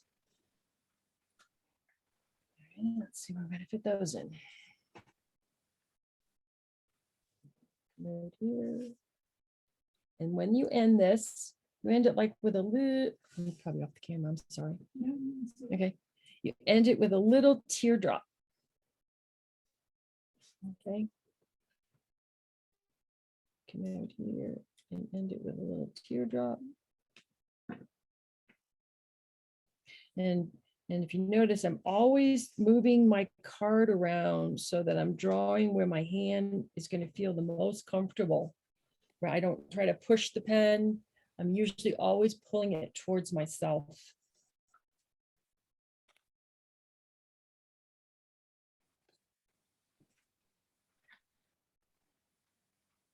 Just keep doing this till you say that's enough. And I've made, I don't know if I brought one, but I made a card for my granddaughter that I did this. And I actually added right here, this one.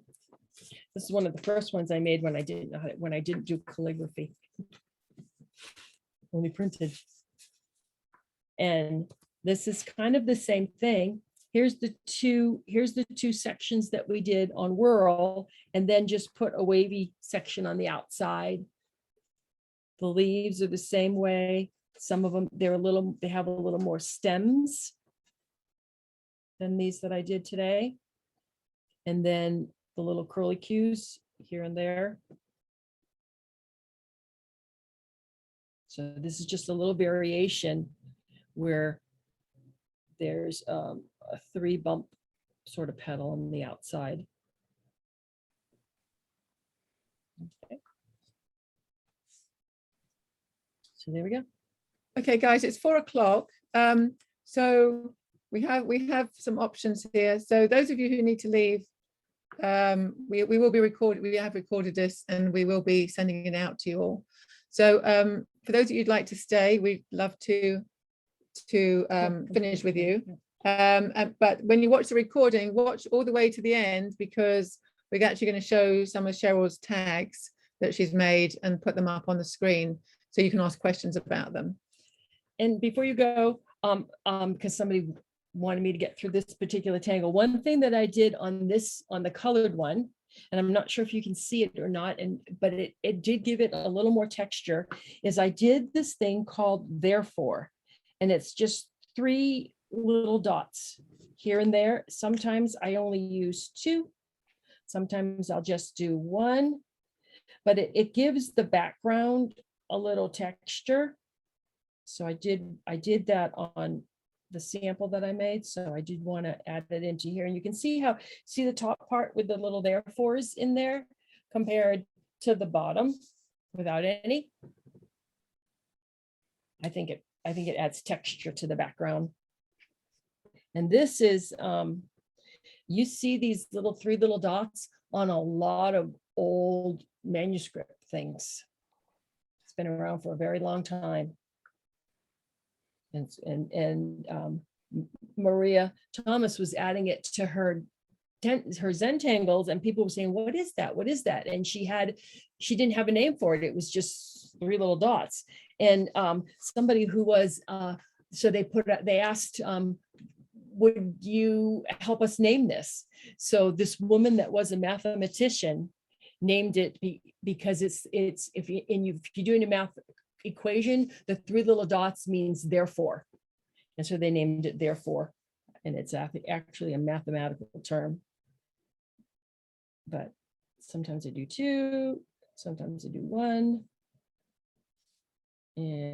or 3, just kind of whatever you feel like.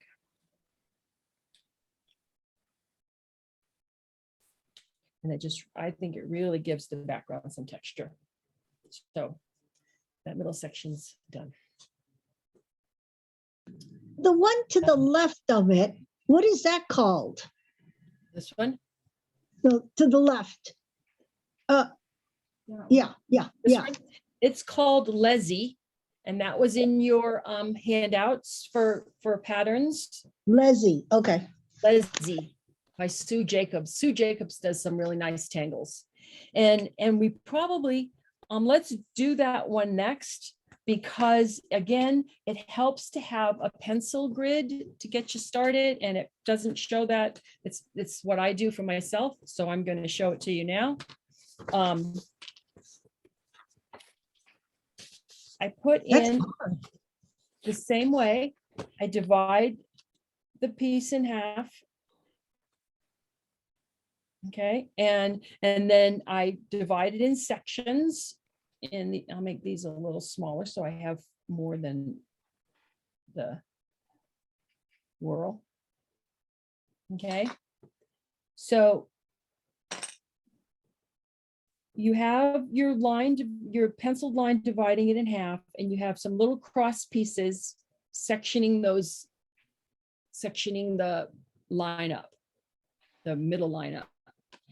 So turn your paper so you're looking at the arc here, and let's start in the middle, these 2 here.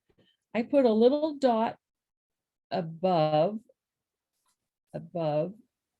and below and below. So they're on that cross line, a little above, a little below the middle line. Okay. So now I'm going to turn my tile on my card, and I'm going to start at this dot on the left, and I'm going to head to this dot on the left, the same side, but I'm going to swoop down below my center line and make an arc.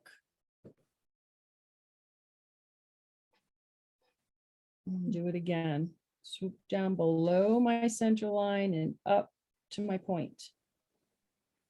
Swoop down below my center line and up and off my page. Okay, I'm going to come over here. I've got a line here. So I'm going to start above, swoop down below, and meet up.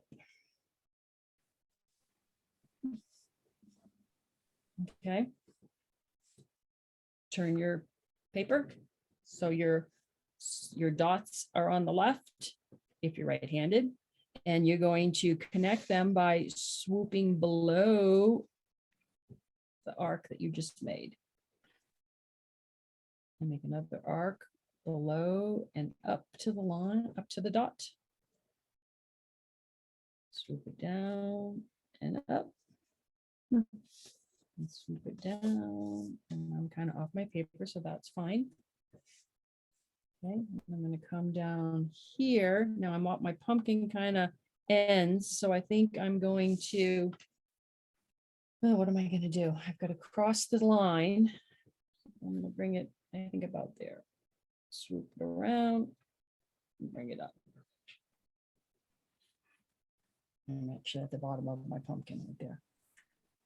Okay, the next step for this one is you look at all these little diamonds that you made, and at the very top of it, you're going to make a teardrop.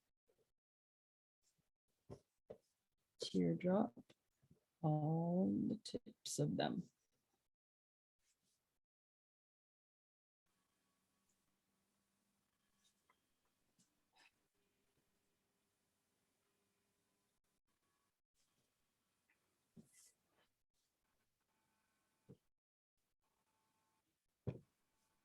Okay.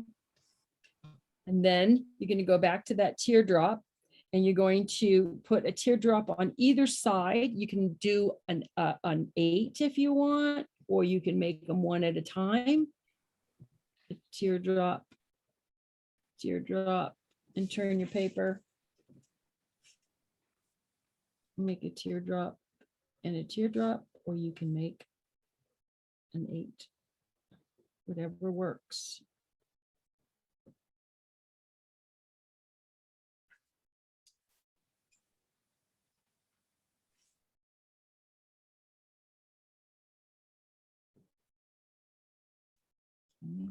So if this was up here, probably have a little piece of one coming out there. Okay, and now where your arcs are, put a circle on either side of the arc on the outsides. And this one, whenever I see a circle and I'm thinking about a border for Christmas tag or something, I always think, ooh, I fill that in with gold or a sparkly pen. Okay. And now we're just gonna aura. Aura is your friend. We're gonna aura around all this pattern.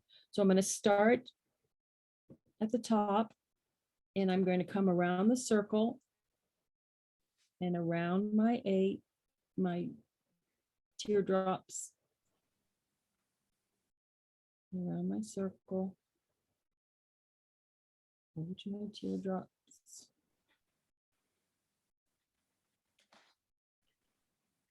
Around my circle.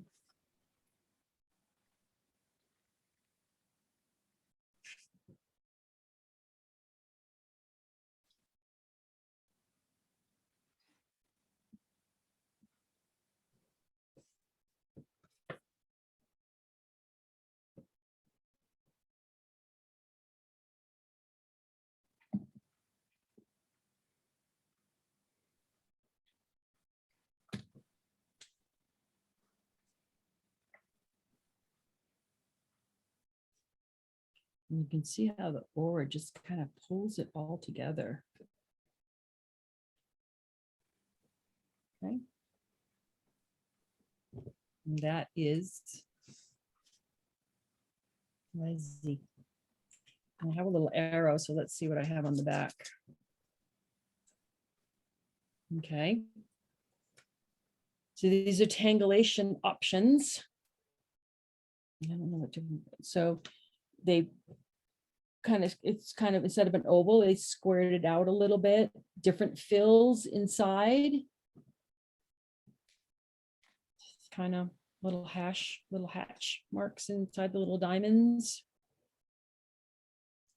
One thing with Zentangle, and if you look at what we've done so far, is that the little dark areas really give it some drama. That's what they call it. So we have the dark circles inside these triangles. We have the dark squares.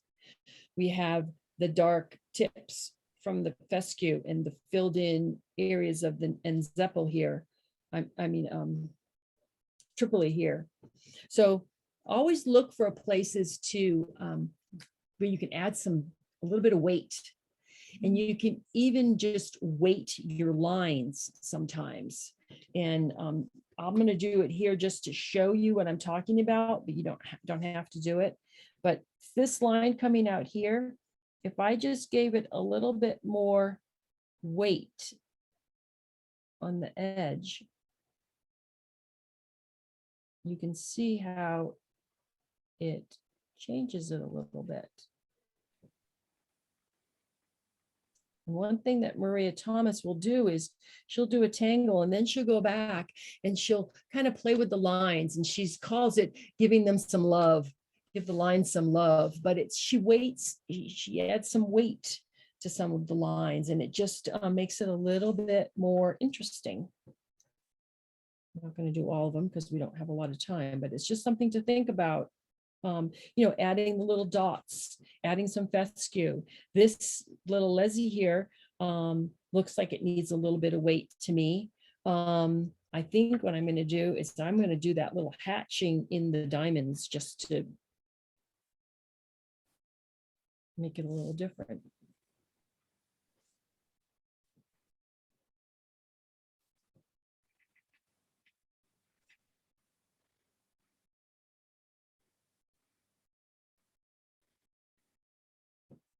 Which is why, if you make a mistake or something, or there aren't really any mistakes, because you can find an opportunity to change it up a little bit, make it yours, and sometimes it's more interesting. Okay. And I had a little pumpkin here that was just it wasn't colored. This one. Right here.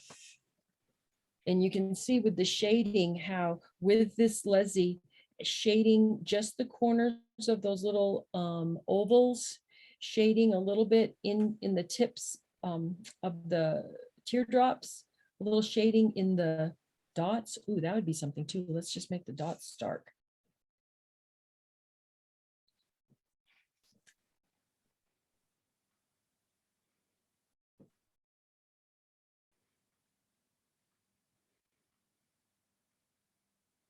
This gives you a little bit more interest. Okay. And I think this is a lot more interesting. Oops, upside down, sorry. A lot more interesting here than it is up here. With the weight, little weight on the lines.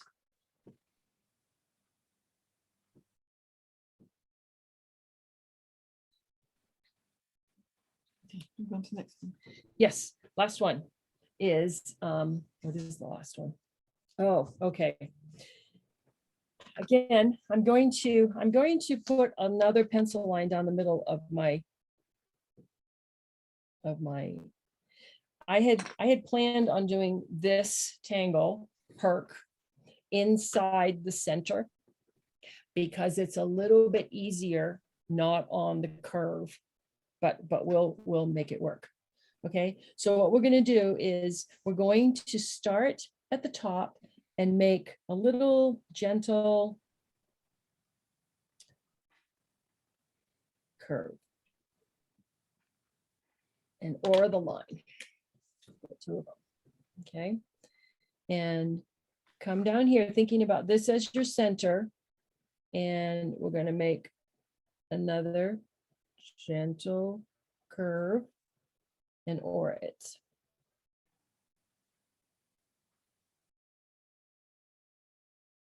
Keep working your way down.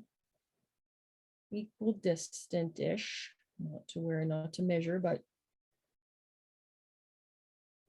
not in the wash.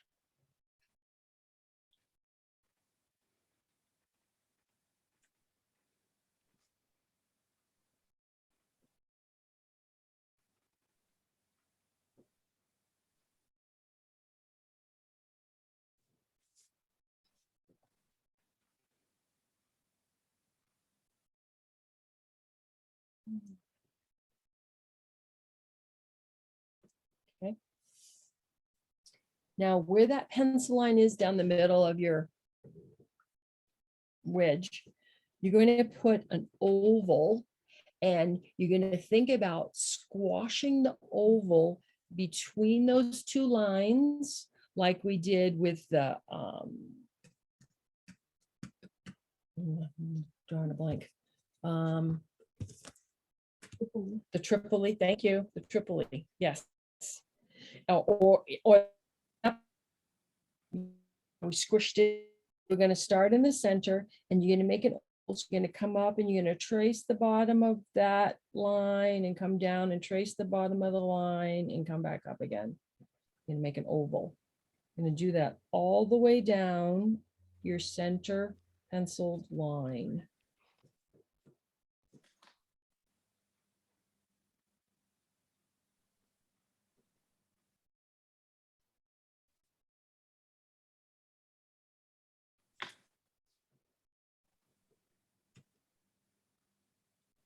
Touch the line and it's like you're squishing them in there.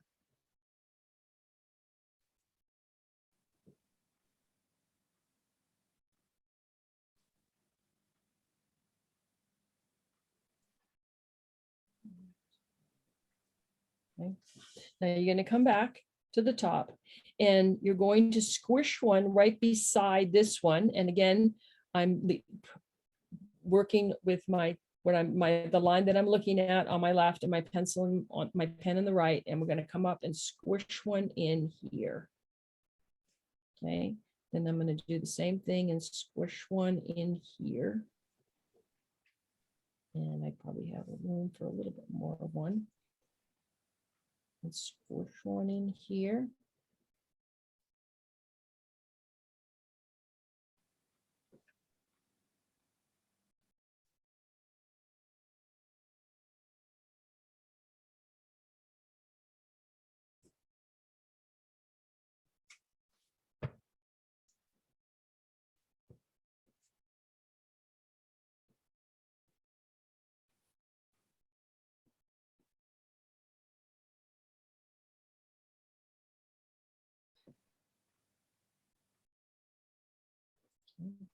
Turn my card around and do the other side.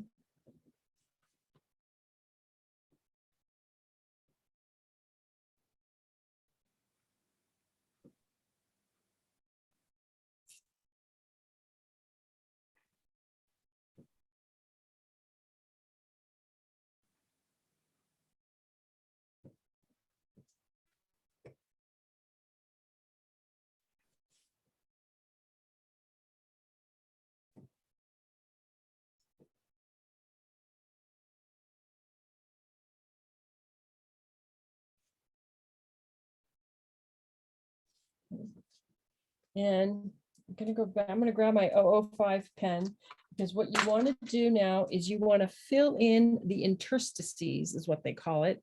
And it's the little spaces that are between the orbs and the ribbon.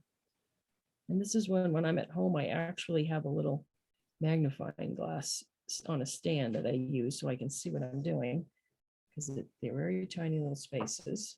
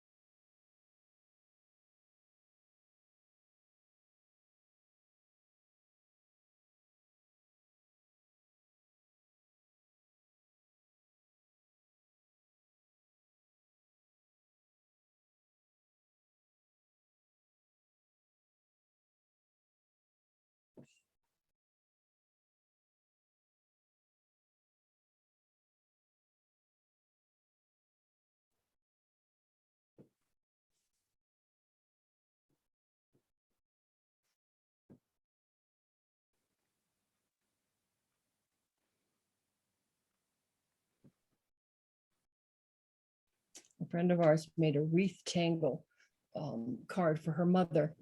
And she started out with some flowers around the circle, because obviously she wanted those to be in the forefront and not and to be the focal point. But underneath that, she did diva dance. But when she went to order her line, she left a bigger space and she squished this in there, a row of this between the diva dance. And it looked so cool. So you can really mix them together. Just whatever feels right to you. Okay, and one more thing, after we fill in the interstices, we're going to take this band that's coming across that we put in and just fill it with little orbs, little circles. Squish them in there.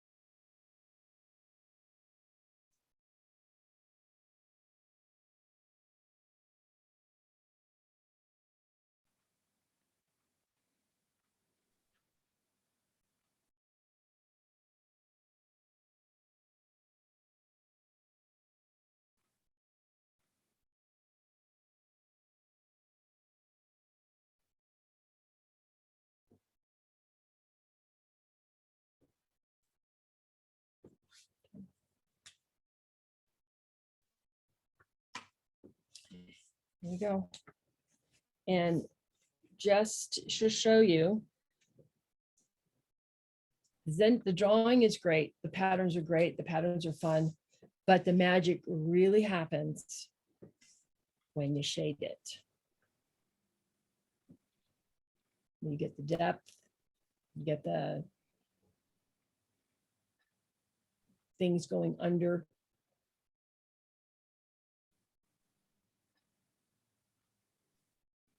That's where the magic happens.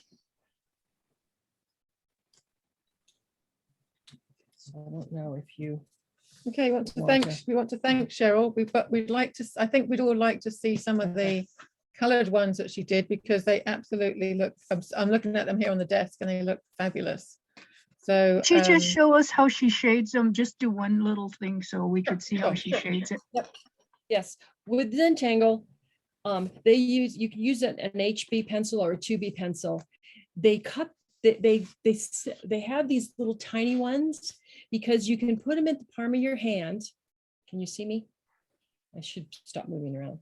In the palm of your hand, and you can turn it so that the tip is where you want your darkest shadow. For example, I'm going to shade this as if it is tucked under. And what you want to do is darker right along the line, because you know, if you're shading something, you have to have this shadow in the deepest, and then lighten up a little bit on your pencil weight that you're pushing, so that you want your dark, I'm probably not in the camera, you want your dark along the line, and then just lighten it up and swirl it around a little bit. And again, I always turn my paper so that the tip of my pencil is working right to that line.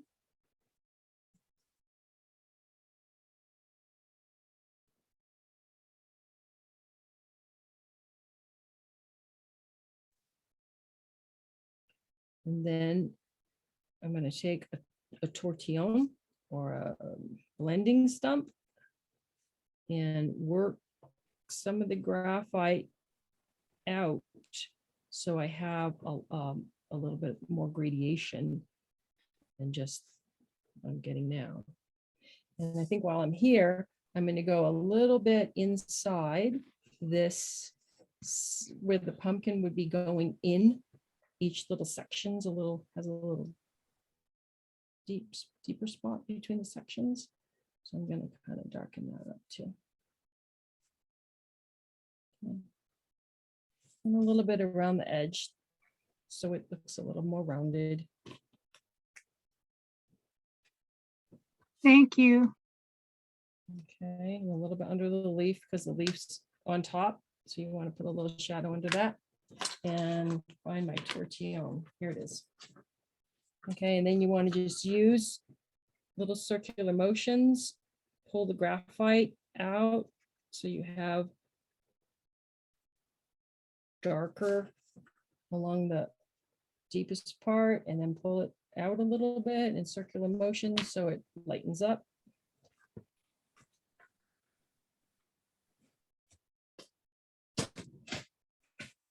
You get some dimension. And the other thing you can do is you can add some highlight with a white piece of white charcoal. And it can enhance your highlight even more. But again, I mentioned before that there's no erasers in Zentangle, but I always get a little carried away sometimes with my shading. So can I ask one question about that? With the circular motion, you're going around the shape in a circle versus like moving Right. your tortillon in a circle as you're going. no, my tortillon is kind of in a little circular motion because I'm trying to use it to pull the graphite in to the lighter areas. Okay, so you are moving it in a circle. Yes. Like overall versus turning the actual thing, or you're. Well, when I'm distributing the graphite to shade, I definitely use my tortillon in a little circular motion. Okay, and then what I would do is I would take my eraser and just kind of go, oh, I want a little highlight here, a little highlight here. Because a lot of the times I get a little carried away, and because you can't have a shadow without a highlight. Need a little light with the dark. Okay, that makes sense? Okay, and this here, I would just kind of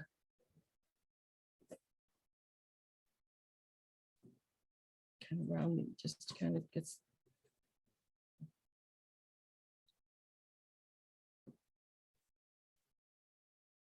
I'll soften the edge of these with my graphite.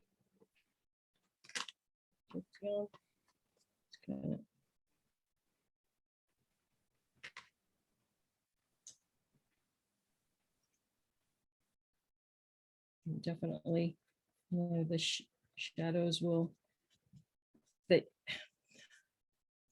I probably spend twice as much time working on the shading than I do on the line drawing, because that's where you get your dimension. And then when you have an orb, a lot of times it looks good to just put a little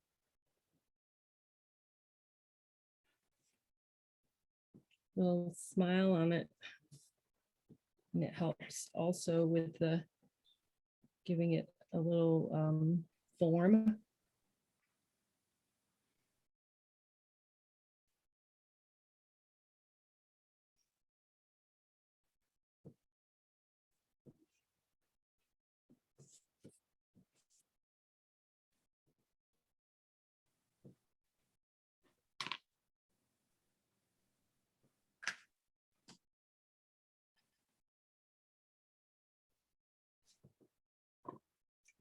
And anywhere that you like, anywhere where something comes to a point, that would be the place that you would have a shadow.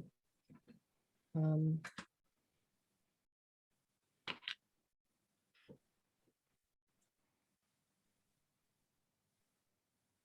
edges.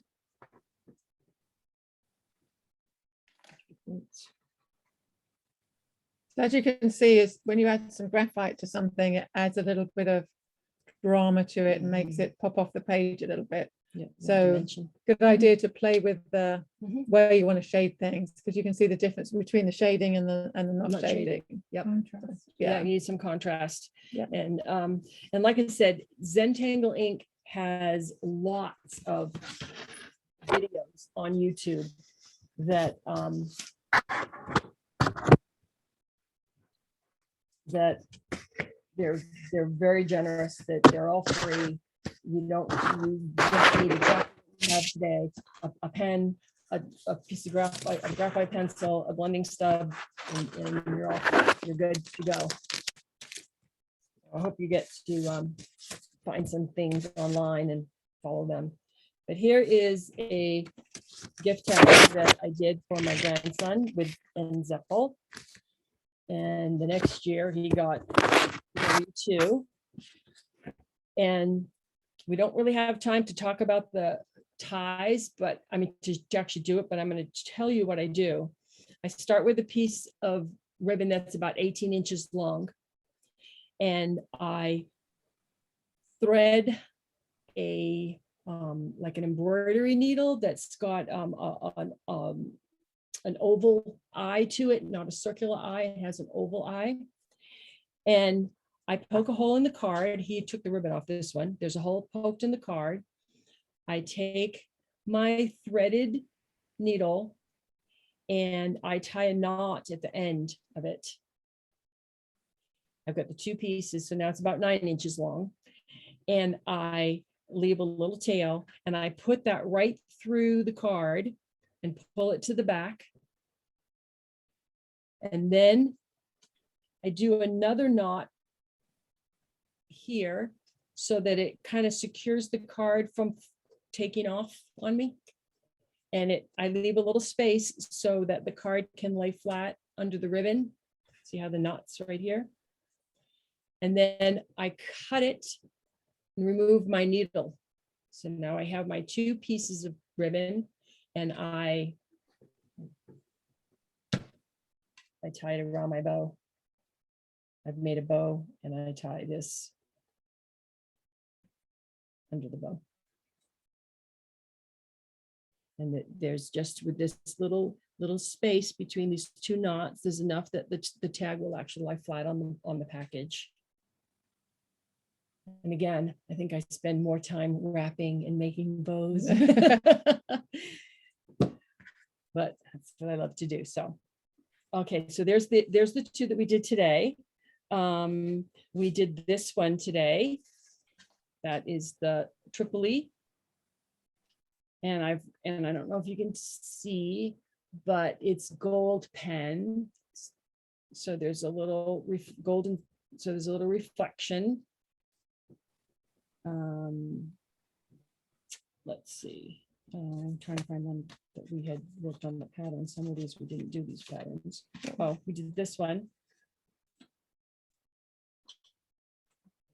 Okay, that was the ing. Build it like that. This one right here. This is very similar to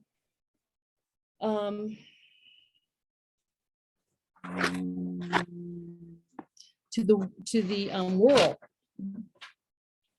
And what I did is I just made a wavy line, crossed some lines through it. There's my wavy line. Here's a cross line through it. And then I just ordered these little lines and I made little petals. And then I took a red pen and made little red balls and took a gold pen and dropped a little dot of gold on it. And then again, I've said it once, I said it 100 times today. Aura is your friend. When you aura it, you pull it all together. See around the edge, just kind of aura around the edge. So, and this one, I think I showed you, this is very similar to the whirl as well. That one, this is when these right here, I mean, I only did graphite. I didn't do any color. I didn't do color for a long time. This these three are all the same tangle. No, they aren't. These are the same tangle. And it's basically a V. And then you or the V. So you have a channel. And then you put a line up, put a line down, and you just meet the line like you've made a heart. Then this is a little fescue inside, a dark diamond, and aura, or the outside. Aura is your friend. It works, it just works on everything. I mean, these are all aura. This is the same thing. This is when I didn't do color and I didn't do calligraphy. Just printed it, same tangle. And now one thing about when you're doing a pattern and you're going to, you want to do a gift card and you want to make a border, the tricky part is how you're going to turn your corners. So I usually do a lot of pencil studies before I figure out how I'm going to turn my corners. But in this one, I probably didn't, I mean, this one and this one, I don't have to turn the corners. And I like this look as well. And you don't have to worry about turning a corner. And this, I think this tangle is called Vertigo. And it's just, you start out with a double pen line here to make a sort of a stem. And then you randomly come out and make a little leaf like what's that plant that's got the long thin leaves on it? It's an herb, Fran probably knows. And just randomly put them up, put a stem, put another stem, another here, like stem, stem, stem, stem, stem, stem, and then you start crossing them the other way, underneath, over and under, and then the shading is what wakes this one up. But and then this is similar. I don't know what the name of this one is, Delphi or something like that. But again, it's very easy. I mean, you can see it's like an oval, and then 3 petals and the aura, something a little dark. This is a very basic beginning tangle, and it's called Mirror, M-E-E-R. And it's all it is lines, you know, an undulating line, and then forward lines going in opposite directions. I shaded this side and that side. And this is called Paradox, this particular tangle. And it's worth looking up. There's so many different things you can do with it, depending on how you put these lines in. And it's just a triangle with lines in them, basically. All right, so we want to thank, we've got one one more, more. which is actually my favorite one. Yes. This one is called Disco. And it's called Disco because you use an eye. It's got a straight line. The 4 shapes that you use for Zentangle is a straight line, a C, a 0, and a, what is it? S, C, and an I, straight line, an S, a C, and an orb, O. And they put a D in front of it and they call it Disco. But that's all this is a straight line, a C, an S, and then I just embellished. But online you can Look that one up. So yeah, so we Yeah. want to we'd like to when I find my here it is. Like to thank Cheryl for for doing our Zentangle demonstration today. I know we ran over. That's probably my fault because we chatted for so long at the beginning. But we'd like to thank her for doing that. The video will come out and everyone has an opportunity to have a look. We'd love to see your work. So if you want to send it to us, I'd love it if you could email me any work that you have or any Zentangles you do from this, and we'll put it into a newsletter or a mailer or something like that. So Fran, you want to show yours? Sure. Fran's actually here, and she can show you her one that she did while we were doing hers. So Where can you put it? Right up here? no, Just put it down in your. No. Did Yes, you I- use pencil crayon for the color? Oh, this, I used colored pencils. What did you have color in this, Randy? No, No. graphite. But That's not then in your demonstration one, was that all pencil Yes. crayon that you used? my get the- demonstration one was Faber-Castell colored pencils. Okay, yeah, no, it's kind of cool. Thank you. You're welcome. That came out really good, Fran. That's sweet. yeah.